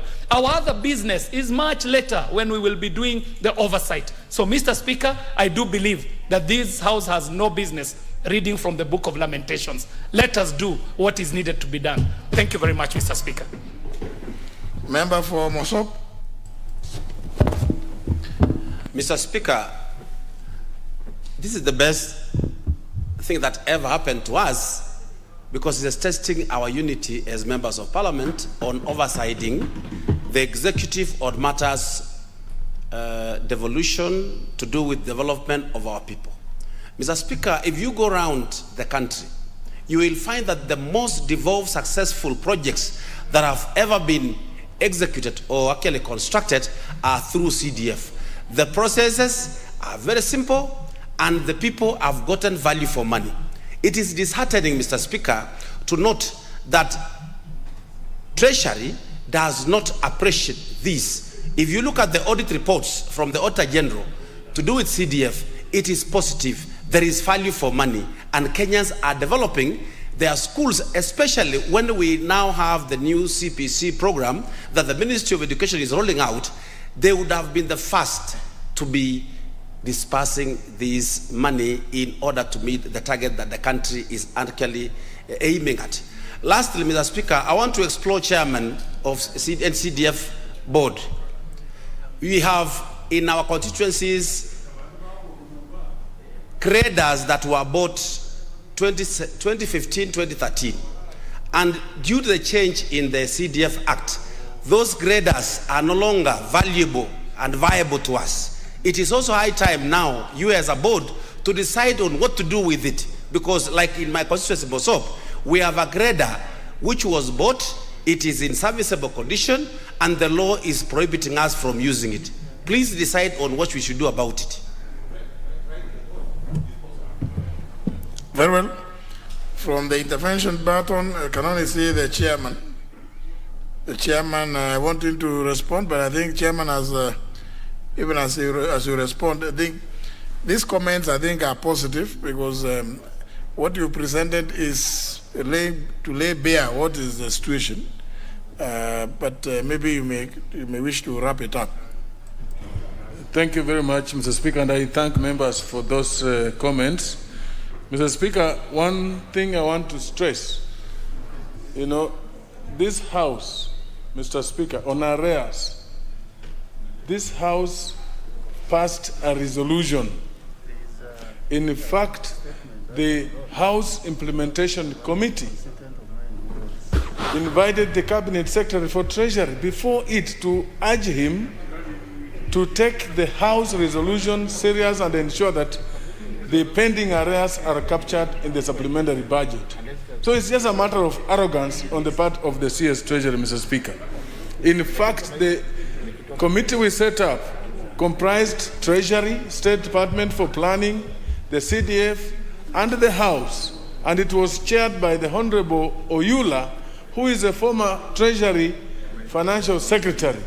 It was merely to establish, actually, whether the money was released by Treasury or not, and it was confirmed that the money never left Treasury, Mr. Speaker. So the CS should just release these funds for development of our constituencies. Secondly, Mr. Speaker, a point I want to stress also is the fact that the CS undertook before the committee and before the House that he was going to be releasing the funds on a weekly basis. The last time he released the money was in November, until January, when he released in 1 week in January. So the rest he has not done anything, and therefore he reneged from his own undertaking. Mr. Speaker, clearly he has failed to comply with the law. He has contravened the law, and appropriate action needs to be taken. We will be seeking advice from the House legal team on what action we need to recommend to the House, Mr. Speaker. And Mr. Speaker, having said that, I want to thank you, and also to thank you so much for your protection. I think what Honorable Lesonet said here amounts to loose talk that he has even had to do when in Eldama Ravine, where he was heckled because of this kind of loose talk, Mr. Speaker. And I do not wish to respond to this kind of behavior by a member such as that one of Lesonet. With those few remarks, Mr. Speaker, I thank you very much and thank members for their comments. Finally, member for Katanga, who came a bit late. Thank you very much. No, I'm not ready to sing. It's KJ who's interfering. He's telling me to sing. Honorable Speaker, you also know very well that music is our cash crop. This is not the proper place to sing. Certainly. But of course, in your campaigns, we'll be able to assist you. And I'll give you a discount, Honorable Speaker. Honorable Speaker, I also want to support the chairman. Chairman, really the minister has really messed with us, because from the reports which we are getting, the collections have been doing very well. In fact, we have exceeded what the minister has already, the treasury has exceeded what they are supposed to collect. So we cannot understand why the money is not available. And Honorable Speaker, I want to say CDF is a very important fund, because it's the only fund which we have which is doing something, at least in our rural places. Honorable Speaker, when it comes to planning, these projects are planned quite early. If you know that you're going to construct a class or a laboratory, you plan quite early. And of course, the costs are fixed.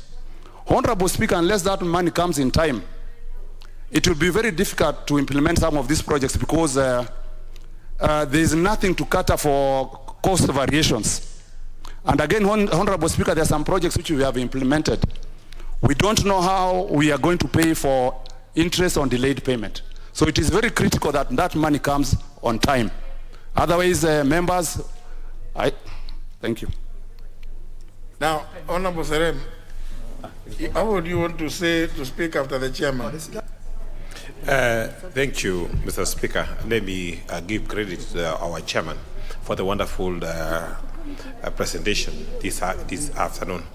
Mr. Speaker, by the comment from Honorable from Katanga, that's a very critical statement that he has made. I can attest that, like most of you, you don't know each other's names. He's the Honorable Duarte Ngogi. I do. He was my member when I was a vice chairman trade, Mr. Speaker. If indeed this government has exceeded the target in terms of collecting funds, in terms of taxes, then we have enough funds to have in our accounts, Mr. Speaker. Because we are actually getting the 2.5% of the national collection. The government has collected more than they required for the last quarter. They should give us the funds unconditionally, Mr. Speaker. Otherwise, we will be actually having this discussion more and more. Two, Mr. Speaker, what is wrong with the current CS? That we have to discuss the issue of releases which was not there before. I was in this parliament in the last term. Mr. Speaker, we didn't have this shenanigans that we are discussing, oh, release, don't release, oh, we are not paying the taxes, oh, an APCD. Mr. Speaker, the CS must understand he's actually breaking the law. Simple. And if that is not the case, Mr. Speaker, next time I'll be here, I'll be having the motion to impeach the CS to go home. Because if you break the law, what do we do, Mr. Speaker? The only alternative we have is to have this CS go home. And by the way, I understand he's supposed to be resigning so that he will be contesting a seat elsewhere, Mr. Speaker. Before he goes home, Mr. Speaker, he must give us the money. I don't have others. Well, take that home now. Next order.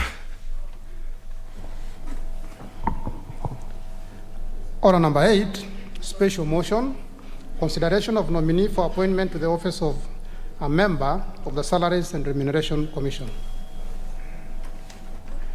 The chair of the Departmental Committee on Finance and National Planning, I'm told is the Vice Chair, the Honorable Dirangu, Wayenya Dirangu.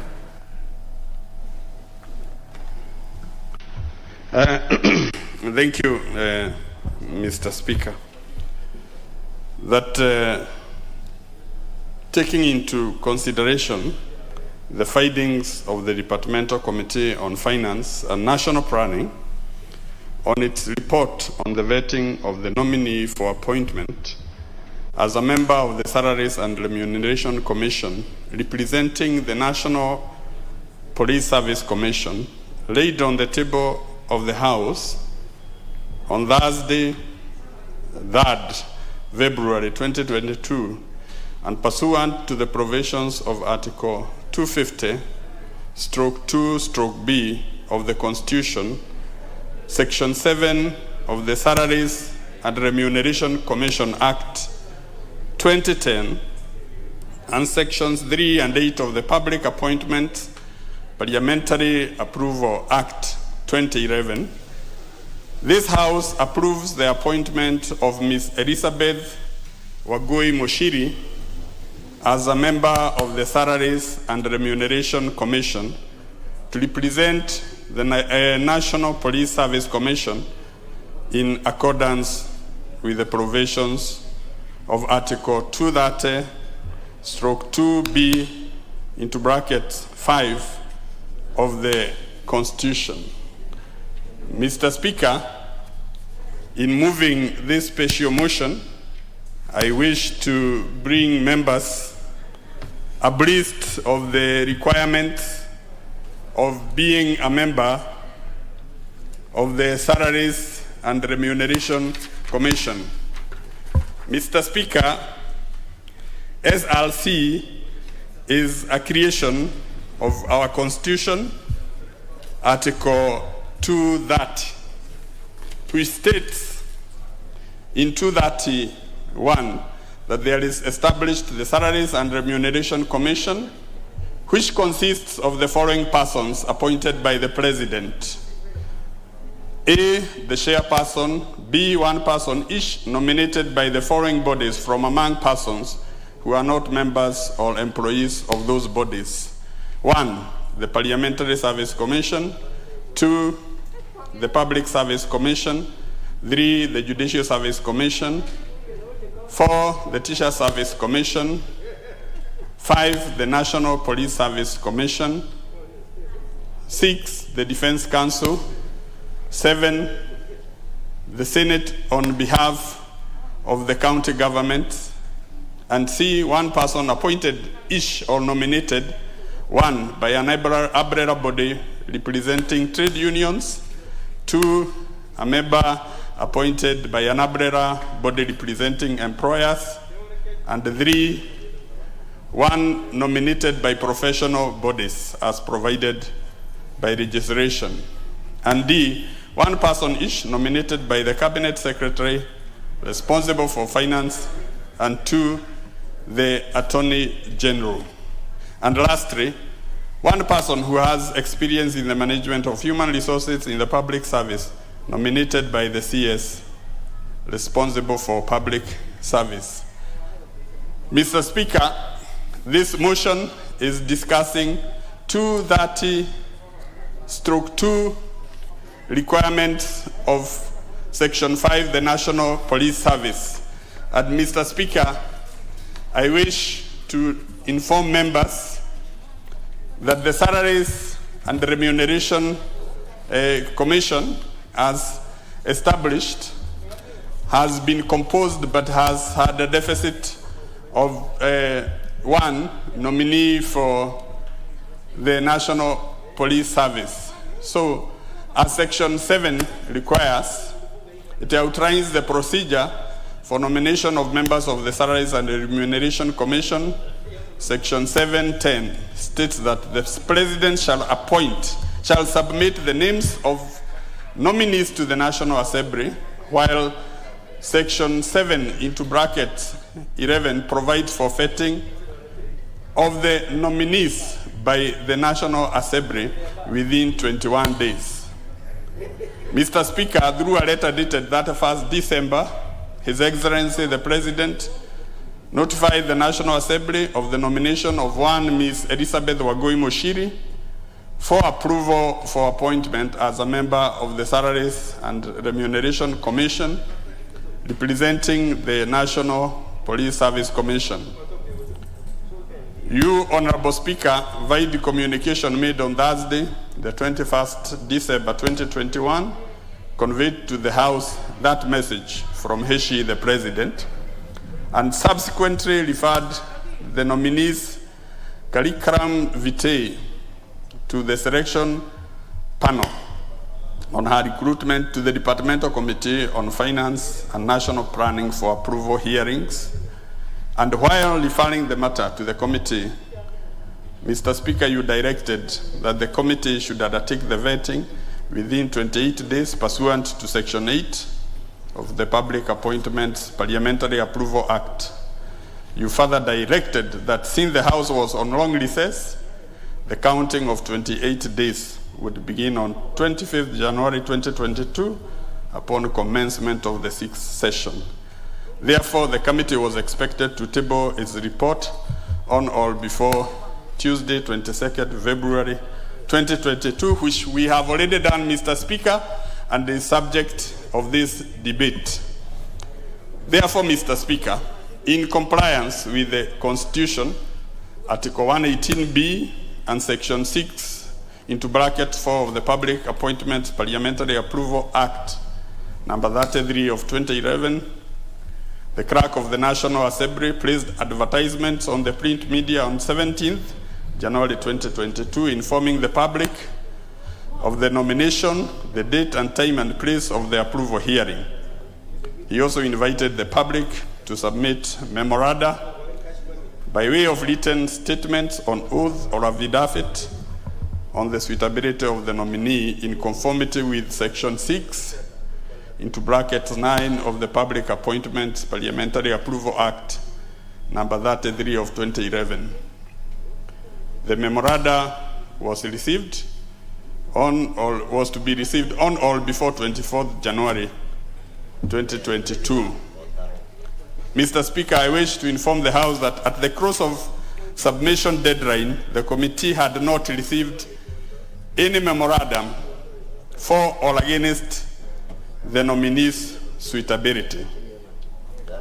Following those directions, Mr. Speaker, the nominee appeared before the committee on Thursday, 27th January 2022 for vetting.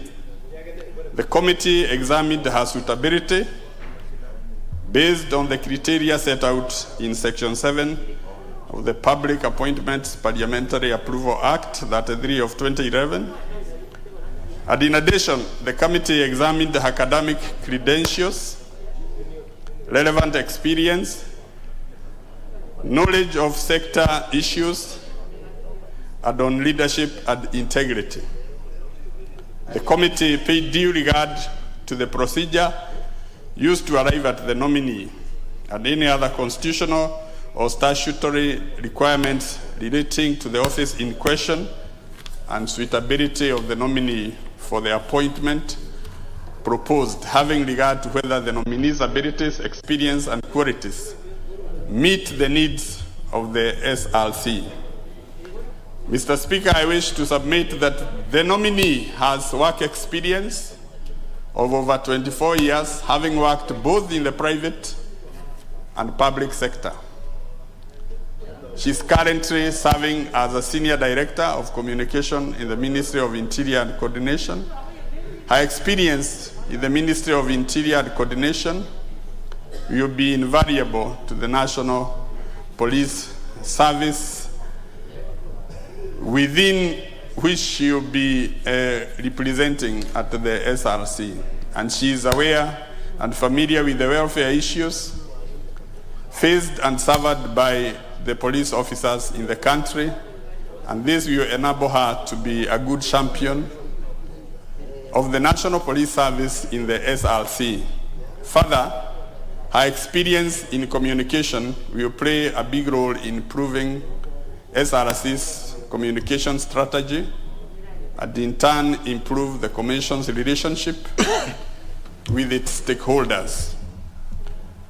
Mr. Speaker, our committee, upon consideration of the nominee's performance during the approval hearings and her work experience, our committee recommends to the National Assembly to approve the nomination of Ms. Elizabeth Wangui Muchiri for appointment as a member of the Salaries and Remuneration Commission, representing the National Police Commission in accordance with Article 230 into brackets 2 into brackets B 5 of the Constitution.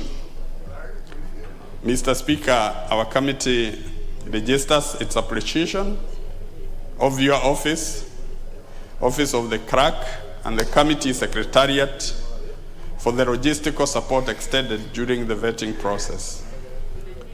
In addition, the committee thanks the nominee for the Commission for the cooperation during the vetting process. And finally, Mr. Speaker, the committee also appreciates the cooperation of Kenya Revenue Authority, Ethics Commission, DCI, Higher Education Loans Board, and Office of the Registrar of Political Parties for providing references and background checks relating to the suitability of the nominee. And the reports we have received from these institutions are positive, and the clearance certificate has been issued in her favor. I also acknowledge and appreciate members of the committee for their patience, sacrifice, and commitment, which enabled the committee to complete its work. On behalf of the Departmental Committee of Finance, National Planning, and pursuant to Articles 124 into bracket 4 into bracket B, Section 8 of the Public Appointment Parliamentary Approval Act, number 33 of 2011, and provisions of Standing Order 45 into brackets 4 and 199 into bracket 6. It is now my pleasant duty, Mr. Speaker, to invite members to discuss, debate, support, and endorse the report of the committee and pave the way for the nominee to be appointed as a member of the SRC representing the National Police Service Commission.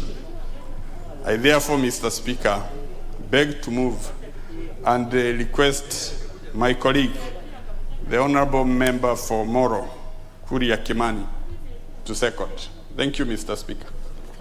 Honorable Kuria Kimani.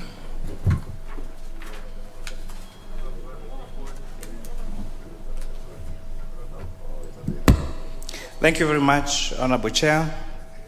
I rise to second, thank you very much, Honorable Speaker. I rise to second this motion on the appointment of Ms. Elizabeth Wangui Muchiri as a member of the Salaries and Remuneration Commission representing the National Police Service Commission.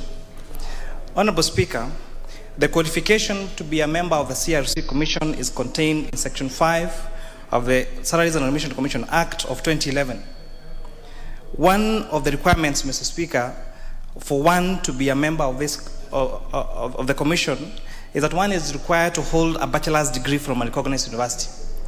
And while the Biennial Committee on Finance and National Planning was interviewing this candidate, Mr. Speaker, we asked ourselves, does she hold a bachelor's degree from a recognized university in Kenya?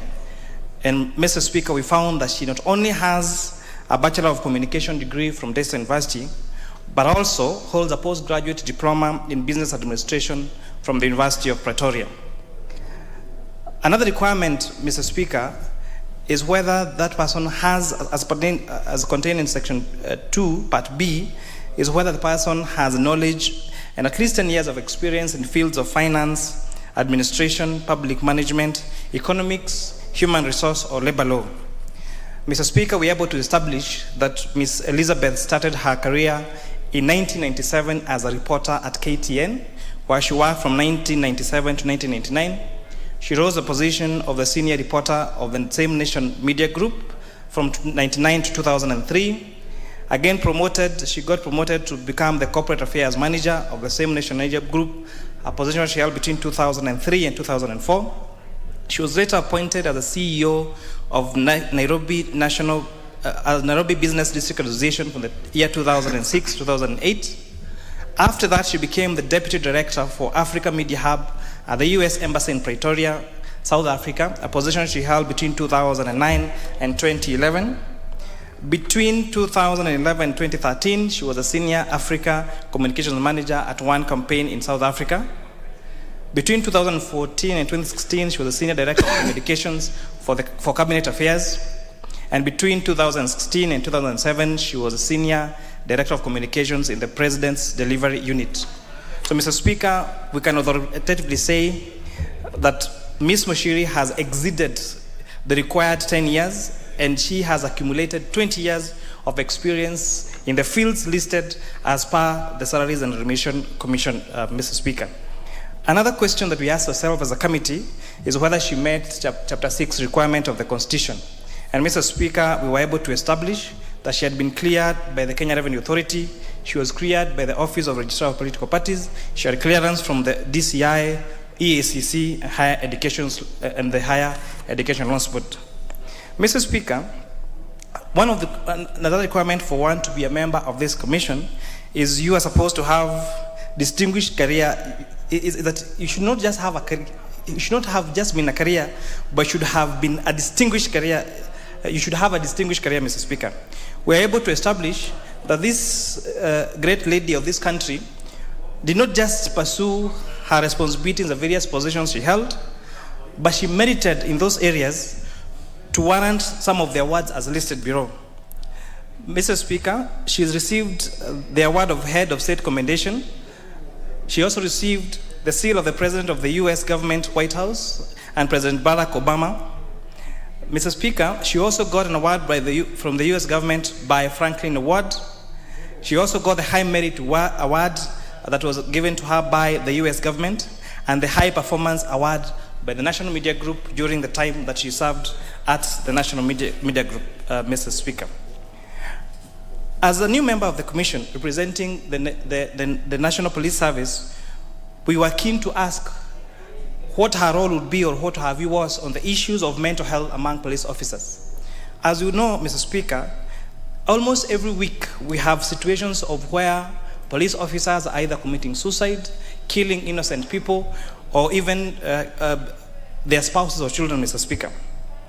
And the issue of mental health, therefore, has to be looked into serious consideration. And as a committee, we tasked her to find out whether she knew of this challenge and what her views was on how to manage this, Mr. Speaker. She convinced us that one of the solutions is to hire mental health experts within the National Police Service, because the issue of suicide, the issue of this violence is a mental illness issue. And that's why, Mr. Speaker, it's very unfortunate when you hear respectable men and women of this society make a joke or political gimmick about issues of suicide and mental health. Ms. Moshiri was able to establish that she is going to help with the pushing of hiring of this profession, these particular fields. She also convinced us that one of the reasons why the police officers have had these issues of mental health is about their housing conditions. Because, Mr. Speaker, one of the worst housed, one of the people in government that live in the worst housing conditions are police officers. You go to some camps and go to some police stations and you find police officers sharing a room.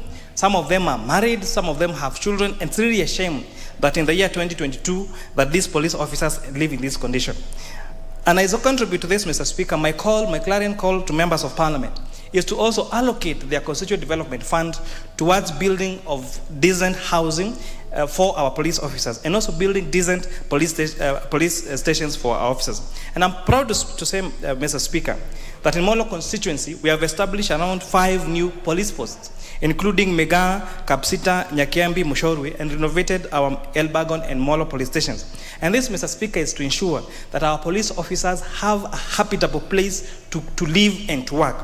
Because as long as they're living in deplorable situations, Mr. Speaker, even the respect that members of parliament have to these law enforcement officers is hardly there. And that's why probably one of the reasons why when they, in the normal duty of enforcing the law, they find a citizen who has done wrong, the first thing the citizens think is a solution is to give these people a bribe. Because they imagine that these people, of course, they don't just imagine, they know that these people are poorly housed, they're poorly paid, and therefore they know that a monetary giving them a token would of course really influence the decision that they make and look the other way if that person is doing a particular crime. Mr. Speaker, we also task her to ensure that our police officers are properly remunerated. Because again, one of the professions in this country that are very poorly paid are police officers. Last year we saw a circular that was denying graduate police officers some payment. Along other cadres of government, an academic qualification warrants an increase in salary, where a degree holder should not necessarily be paid the same as a KCSE certificate holder. But a recent move by the police commission not to recognize these graduate officers has really demoralized these police officers. And you know, one of my friends keep joking about them being called D-minor material. But these people, Mr. Speaker, offer exceptional services to this country. They should be properly housed and they should be properly remunerated, Mr. Speaker. We also tasked Ms. Mushiri to find the issue, because the Salaries Remuneration Commission does not just deal in matters of Police Service Commission, but the entire Public Service Commission. And Mr. Speaker, we find a general view that the Salaries Remuneration Commission for a very long time has just been seen as that commission that looks into salaries of members of parliament. And for a very long time, the discussion about CRC, and most people when they hear CRC, they see MPs, they see the salaries of parliament. And we task her to really look at the mandate of the Salaries Remuneration Commission and clean its image so that issues such as wage sustainability, which is one of the mandates of the commission, is what the commission is seen to do, and not just seen as a witch hunt to especially to some professions, especially the members of parliament, Mr. Speaker. We also asked her to ensure that the recruitment of police officers is fair. I think one of the jobs that Kenyans, young people apply, and they think whether it's there or perceived, that for them to get that job, they must give a bribe, is that of police officers. And this, Mr. Speaker, we know she's up to the task. And I complete, Mr. Speaker. When I sat down and saw Ms. Moshiri present herself to us, she did not present to us as a woman. She presented to us as a profession, as someone who was experienced, educated, and up to the task. And this calls to all of us that we can have women, we can have young people of caliber, of qualification, in positions of influence without necessarily electing them or appointing them just because they're women or they're young people. And with that, Mr. Speaker, I support this motion. You support or you second? And with that, Mr. Speaker, I second.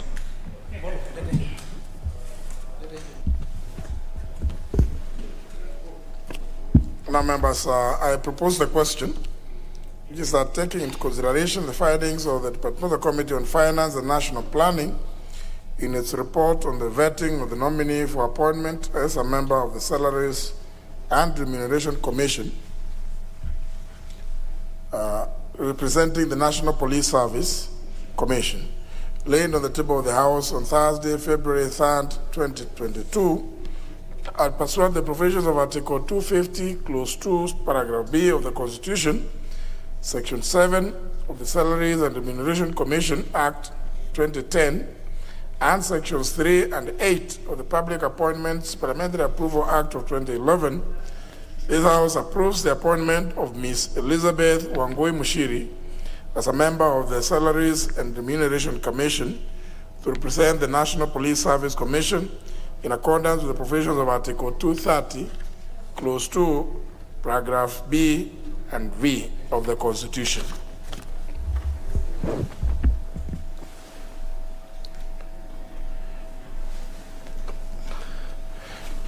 Honorable Shamala.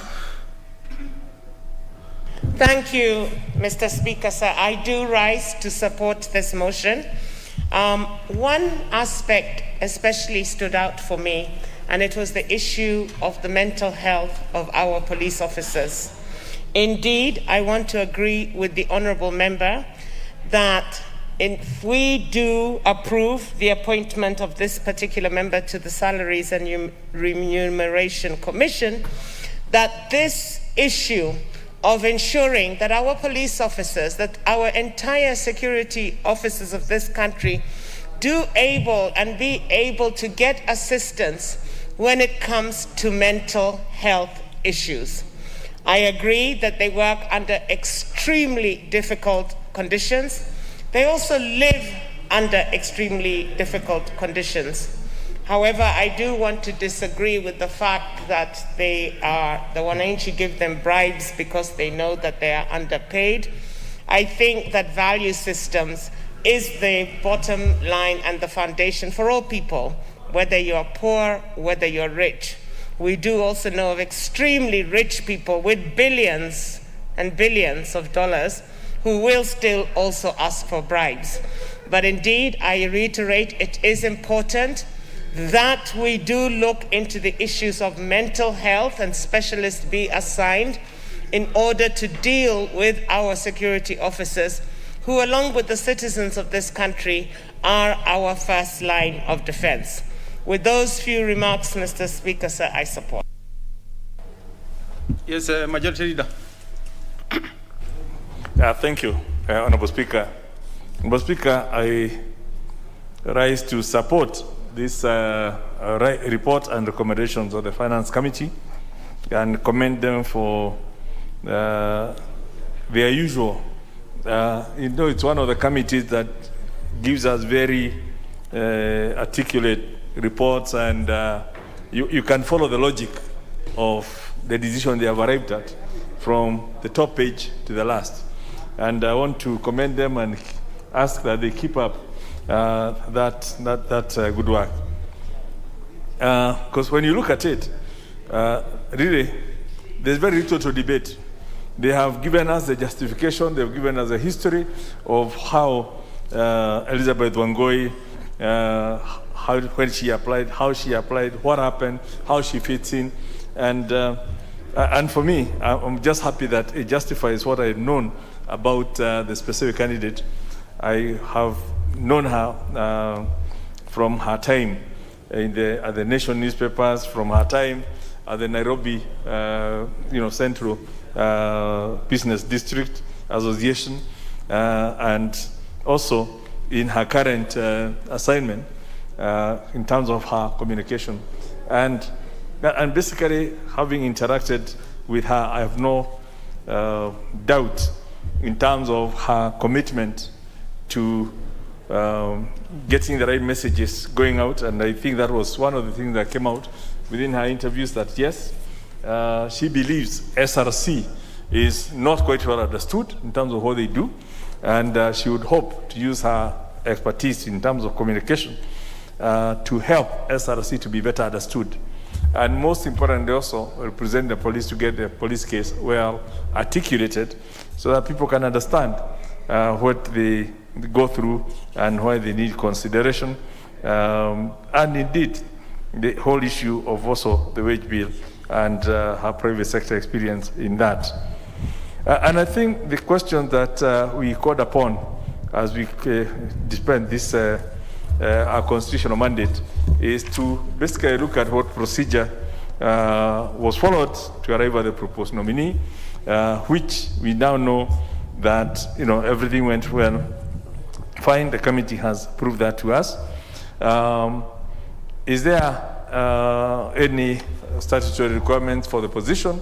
And again, we have been given a whole justification as to how the candidate fits into those qualifications, from the academic qualifications to the work experience. And the third question that we actually called upon is whether the person is suitably qualified for nomination to the Salaries and Remuneration Commission.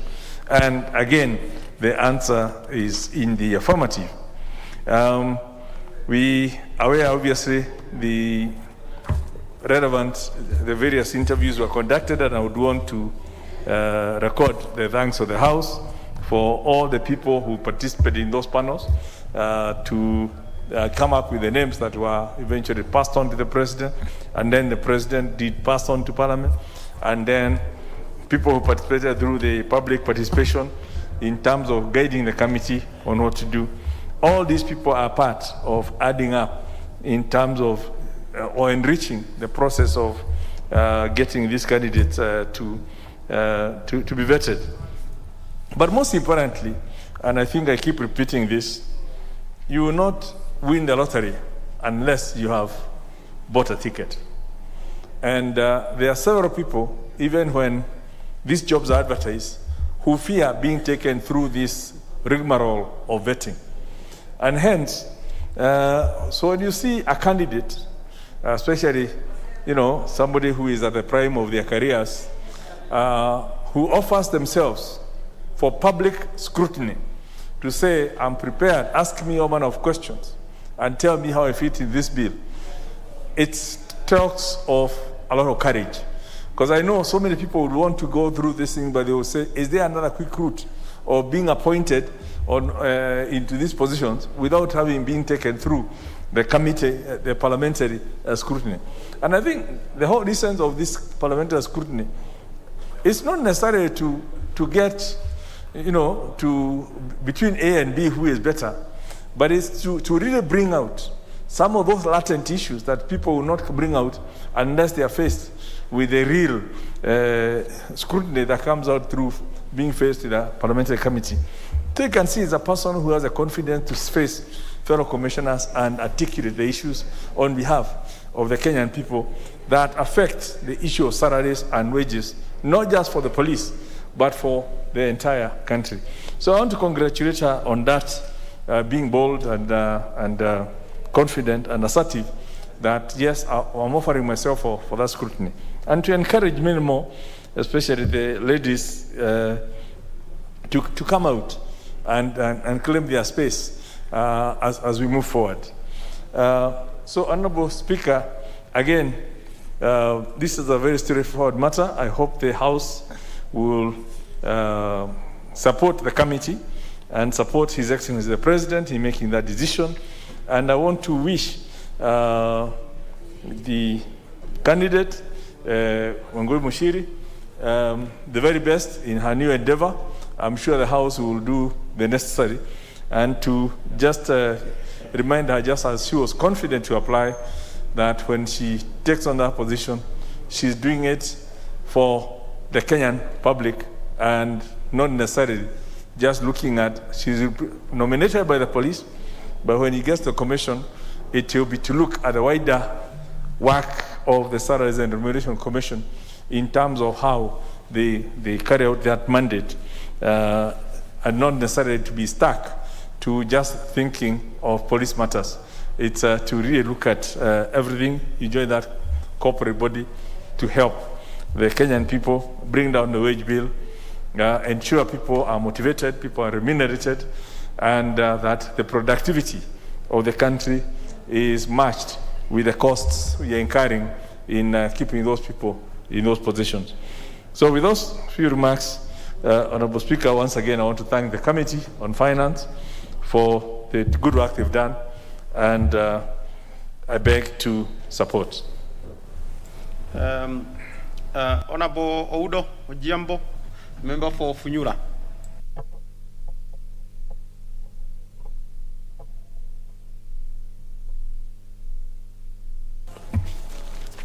Thank you, Honorable Speaker. As I stand to support the report of the committee, let us stand to acknowledge the recommendations to appoint one Wangoi Elizabeth Mushiri for approval by the National Assembly. It is important, Honorable Speaker, that there are a few obvious and glaring issues are raised in this House for record purposes and indeed for people of Kenya to appreciate the process that everybody goes through and some of the issues that are obvious for the people of Kenya to hear.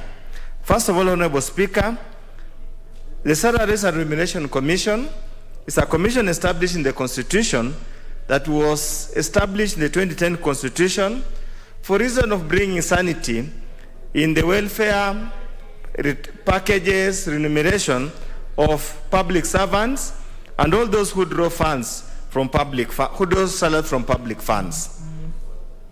While the intention was to rein on beginning wage bill, ballooning wage bill, Honorable Speaker, the Commission has in the past few years has been used as a tool to fight some sections of public servants in this country. And of course, the soft target has always been members of the legislature. But nevertheless, we have come to accept and surrendered to their whims. Honorable Speaker, the law requires the National Police Service must be represented in the commission, that's CRC. And therefore, the process of appointing a member to sit in the commission is clearly set out in the Constitution, is clearly set out in the Act, and is also set out in the relevant laws and standing order of the National Assembly. Going through the report, Honorable Speaker, the number of Kenyans who applied for that one position was staggering, 80 applicants. The shortlisting committee shortlisted 7, and the 7 were Wangoi Elizabeth Mushiri, Dr. Julius Ochieng Olayo, James Ikumbi Ngului, Patrick Olen Kuraia, Dr. John Wahungu Masinde, Maina Njoroge, and Dr. Bilo Halid. Honorable Speaker, I need to draw to the attention of the committee and probably the nation at large that the interviewing panel, Honorable Speaker, comprised the chairman and 3 commissioners of the National Police Service, the commission secretary and representative of the principal, Ministry of Interior, and coordination of national government. Honorable Speaker, if you go through the CV of the appointee, it clearly says she is currently a senior director of communication at the Ministry of Interior and coordination of national government. Honorable Speaker, in short, and the long and the short of it, what I'm trying to say, Honorable Speaker, this was a very clear case. Sit in your own judgment.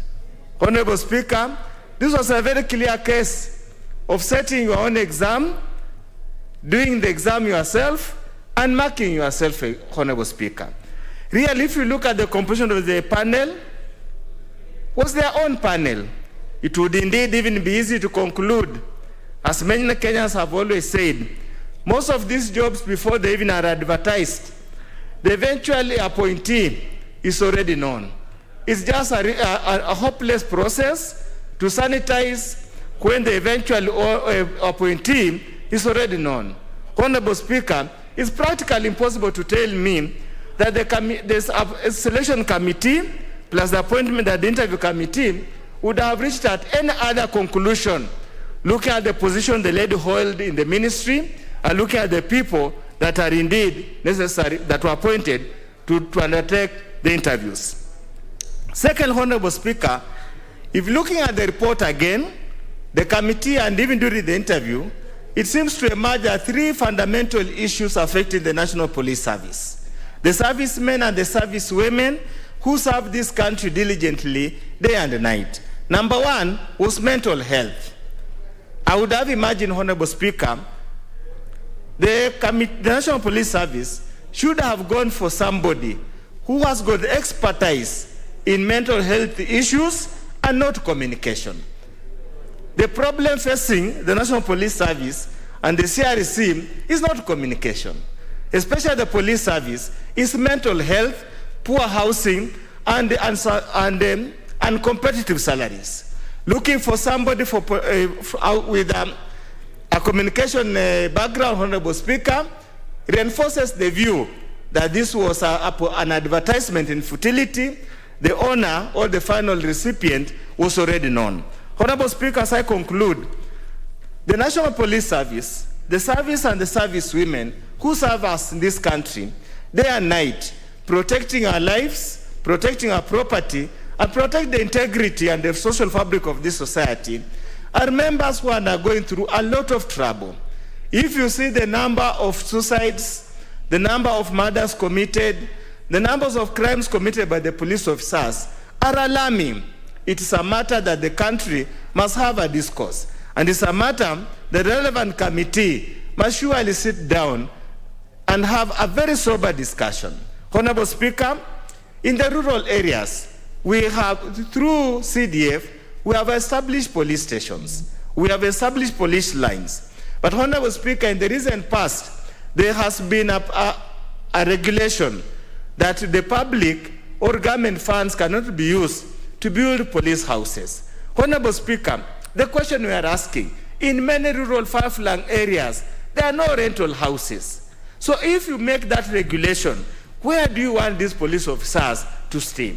That's how they end up staying in those tin huts with very low personal privacy, stress levels rises, and that's why you hear that endless murders and suicide. Honorable Speaker, you dump a policeman with a family, you throw him, you post him in far-flung areas, he leaves a family with a young wife, 2 to 3 months, and as my aunt normally tells me, a woman is not a stone. You'll come and dump her there for 3 to 4 months, you have gone. She has got feelings. And that's why you find many of these killings, if you interrogate deeply, are about love affairs gone wrong.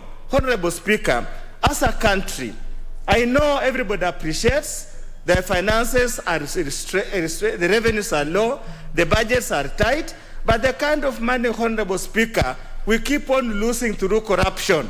And the lords of corruption are outside there campaigning as if they are saints, and everybody knows there are lords of corruption.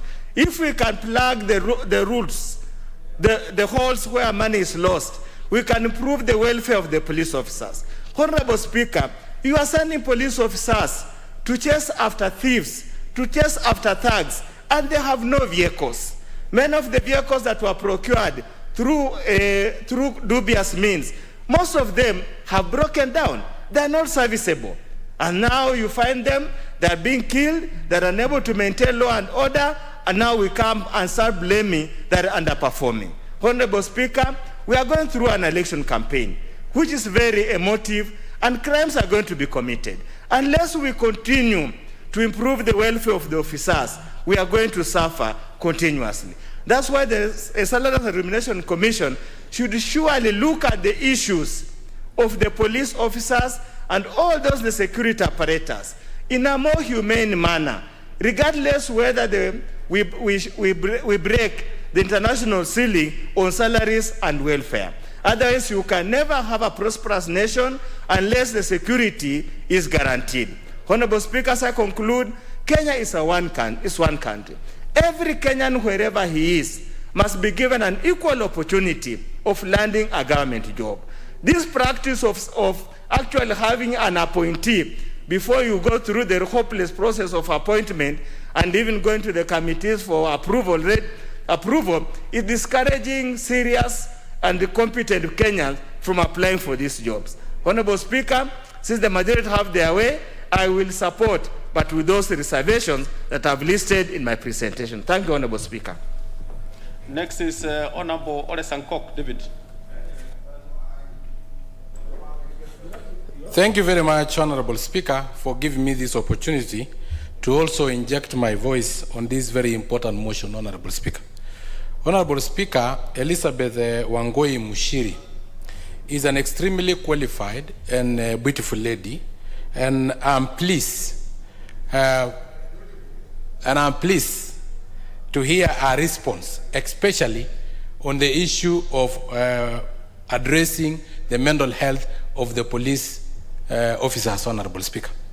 Honorable Speaker, she must go there if she managed to get this job and make sure that the issue of mental health is addressed from a multi-sectoral approach, Honorable Speaker.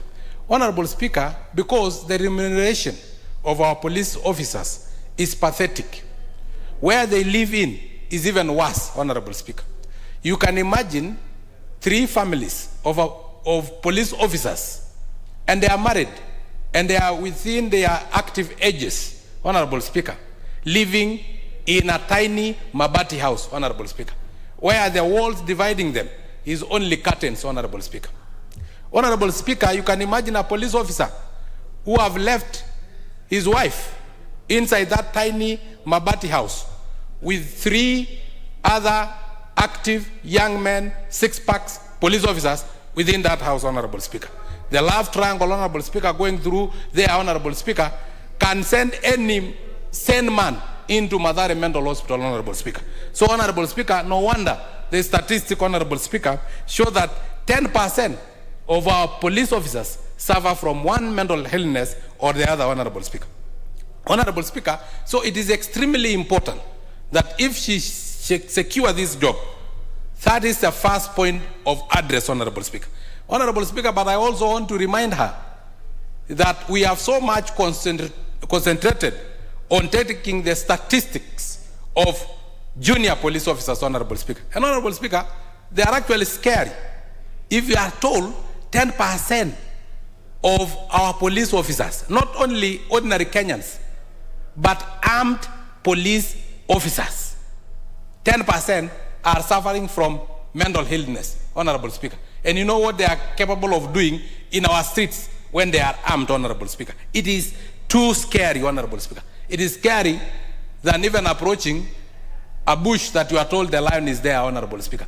If we approach police officers, 10 of them, we know one of them is capable of shooting us because of the mental illness, Honorable Speaker. And they have guns, and we have given them guns with ammunition, Honorable Speaker. It is too scary. So let her approach from that perspective by making sure that they are well remunerated, and also the housing must be up to standard, Honorable Speaker. Honorable Speaker, I heard something of affordable housing. I think we should even start with the housing of police officers, Honorable Speaker. They are paid peanuts. And you can imagine somebody you have paid peanut and you are saying we are losing 2 billion shillings a day in corruption, and you will send the same police officers to go and collect the proceeds of corruption, and you are paying them peanuts. What will happen? They will be bribed, Honorable Speaker. And why are they being bribed? Because you as a government have refused to remunerate them well, Honorable Speaker. Honorable Speaker, but we have concentrated so much on junior police officers. And you know the fish start rotting from the head. So we also need to know the mental status of the senior people in the leadership of the Interior Security Ministry, Honorable Speaker. Starting from the CS, PS, IG, and all those directors, Honorable Speaker. Honorable Speaker, you know, I have some little information that Dr. Matiang'i was sacked from lecturing at certain university by Professor Magoa. But you know, they never gave us the reason why he was sacked from there, Honorable Speaker. We don't know the reason, Honorable Speaker. So we also need to know the mental status of such characters who are heading such ministries, Honorable Speaker, because it is too risky for us, Honorable Speaker. Honorable Speaker, I am getting tired of these appointments passing through this house and no representation of persons with disabilities. Professor Oundo has said that sometimes it's a predetermined end product, that all the other channels are just conduit of rubber stamping, Honorable Speaker. Honorable Speaker, Article 54 of our Constitution, 2A, is very express in terms of appointive and nominative position, that there must be 5% representation of person with disability. For the past 2 or 3 years, we have not as a house vetted a person with disability. And when I talk of the past 2 to 3 years, I mean ever since some of us were kicked out of the mainstream government, Honorable Speaker. Ever since we become opposition inside government, Honorable Speaker, we have seen a trend where it has been difficult to see any person with disability passing through the vetting process, Honorable Speaker. And I respect Honorable Ndirango, Honorable Speaker, together with the chair of Finance Committee. Honorable Ndirango is a very ranking member of this house. If you must know, Honorable Speaker, this Honorable Ndirango is the MP of Royal Suburb, Honorable Speaker. Of course, some of you call it Royal Sambu, but it is called Royal Suburb, Honorable Speaker. So he's a very respected person, Honorable Speaker, but nonetheless, we need to have persons with disabilities being given positions as demanded by our Constitution, Article 54, 2A, again demanded by the United Nations Convention on the Rights of Persons with Disability, which Kenya ratified in 2008, and is also demanded by the Person with Disability Act of Parliament of 2003, session paper number 14, Honorable Speaker. Honorable Speaker, I can't keep quiet because the last time I saw persons with disabilities being vetted in this house was when we had judges being vetted, like Honorable Laibuta and others, Honorable Speaker. The visually impaired judge of the Supreme Court, the Court of Appeal, Honorable Speaker. Honorable Speaker, but the trend for 3 years now have been there is no person with disability being given any government position, Honorable Speaker. And I request the appointing authority not to punish person with disability simply because Ole Sankok is in another political persuasion, Honorable Speaker. Because that is a trend that is happening. They are punishing person with disability because of me. Let them come to me directly rather than punishing person with disability. Because, Honorable Speaker, I have seen and I have been told persons with disability who have applied for these jobs and they are qualified, Honorable Speaker. Order. What is it, Honorable Wangwe? Thank you, Honorable Speaker. Honorable Speaker, I really wish to inform the member on what he has said about persons with a disability. So I would want to say that if you can allow this point of order. You want to give Honorable Sankok some information? Yes, my Honorable. He has to consent. Kindly, Honorable Sankok. Honorable Sankok. He's my leader and I respect him. Give me within 30 seconds. Thank you, Honorable Speaker. Honorable Speaker, Honorable Sankok is my very good friend. And invited today, I was sharing with him during a certain committee, which he led in prayer, that his prayers will be heard in heaven. And Honorable Speaker, he has just alluded to a position that he has never vetted anybody, which is a position I would want to say in the next 1 week, Honorable Speaker, there is a commission which is coming in the House, and be prepared that one of the commissioners is a person with disability. Honorable Wangwe, why are you anticipating that business? Don't anticipate the business, but anyway, he has had. Honorable Sankok, you have a minute. Thank you very much, Honorable Speaker. And let me thank my leader, Wangwe, for that information. And I really pray that it come to pass. And if it come to pass, Honorable Emmanuel Wangwe, you will be blessed by God, who also created us, person with disability, in his own image and likeness, Honorable Speaker. Honorable Speaker, the qualification of Elizabeth notwithstanding, whether she is so much qualified is not my concern.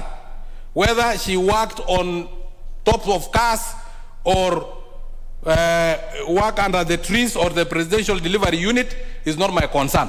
My concern is the issue of persons with disability also being given their rightful position as demanded by our Constitution, Honorable Speaker.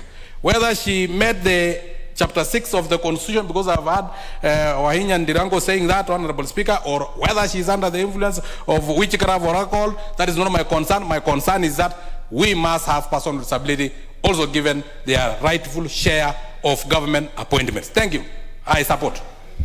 Honorable Odhiambo Akoth.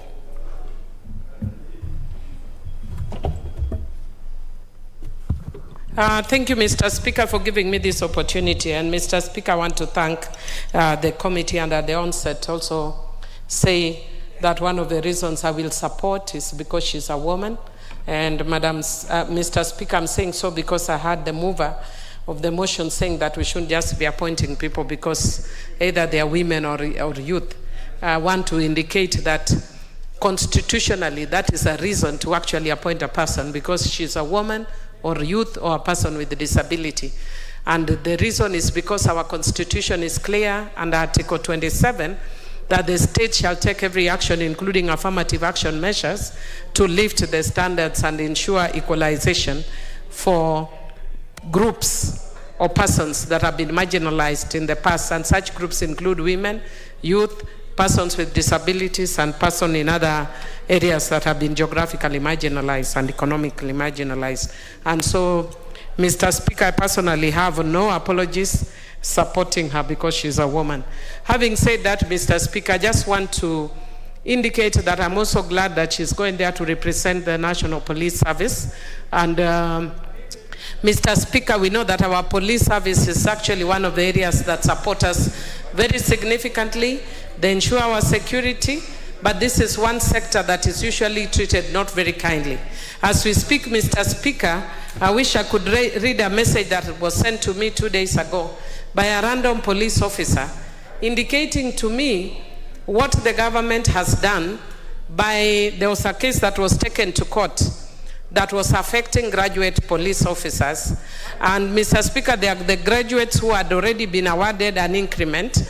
And because the ones who graduated after were not getting the same amount of money, the matter was taken to court, and subsequent to that, the salaries of the ones who had been given before was deducted.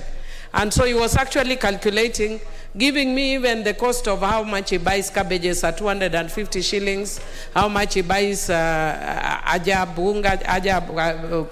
called ajab, calculating how much his fare is and all that, and actually showing that now he has to leave his house because he's actually being evicted because he can't.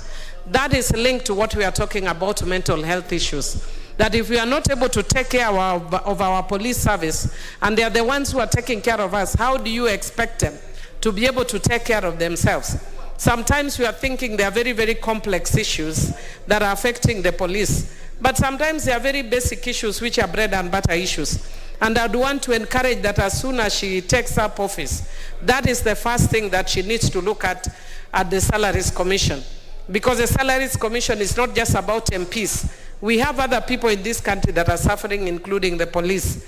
For those who have graduate police, who are not getting their dues, who are earning negative salaries because of the effects of that court ruling, I am urging the Salaries Commission to redress that issue because it's not fair.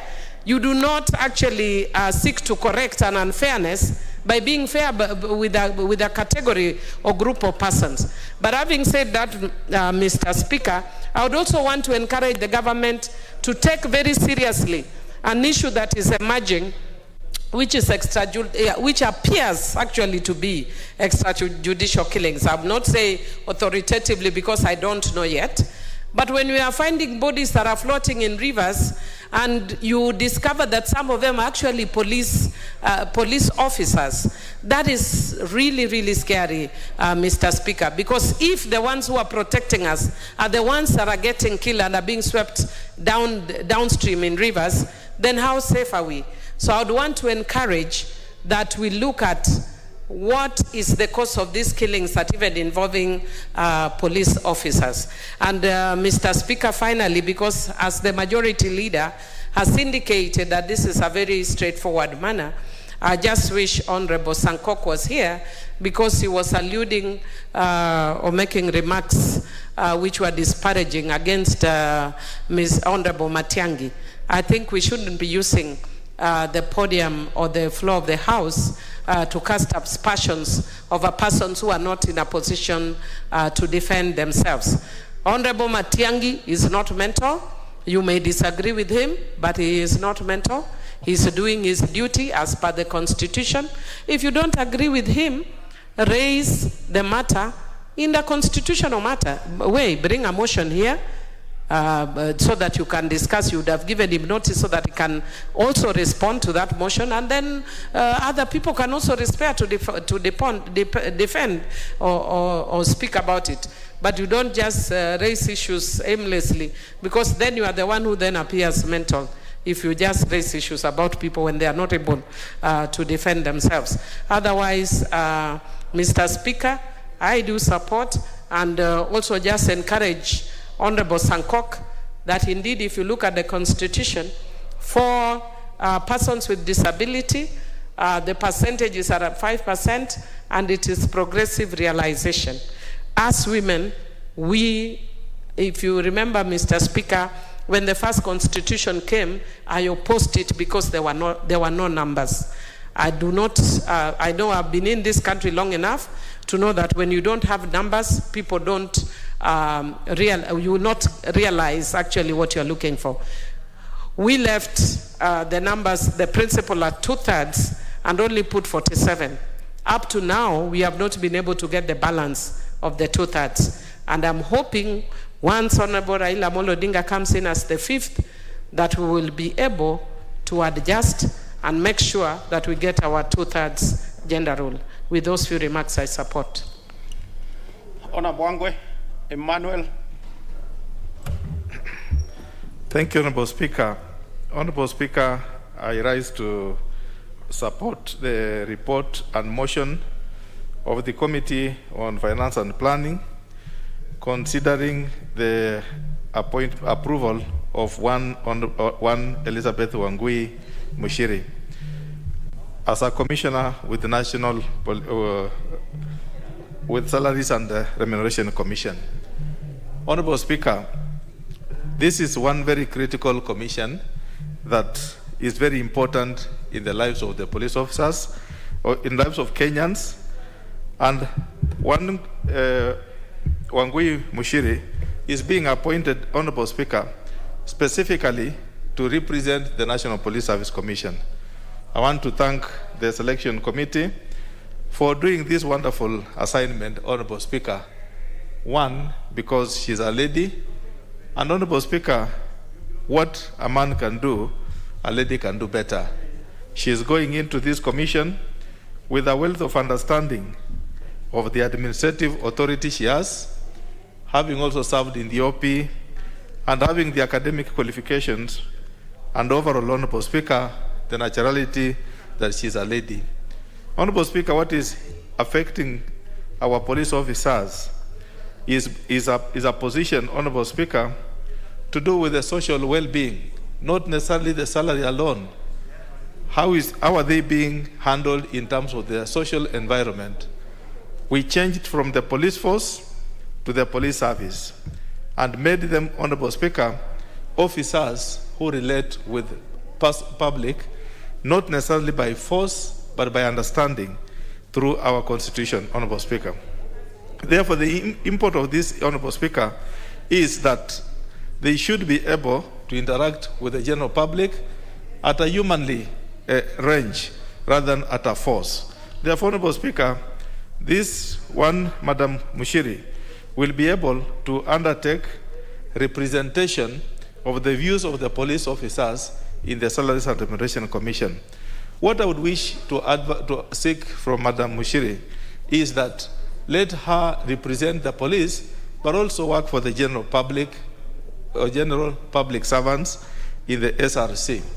Let it not be that she is going there only for the police officers, but the public at general, such that, Honorable Speaker, the decisions being made shall not just be in line with the police officers alone, but let them resonate well, reciprocate with the general public service as it entitled, Honorable Speaker.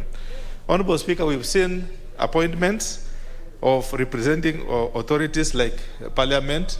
which is represented in the SRC Commission. But this time, Honorable Speaker, as Madam Bashir is being appointed in SRC on behalf of the police officers, she is going to work with others.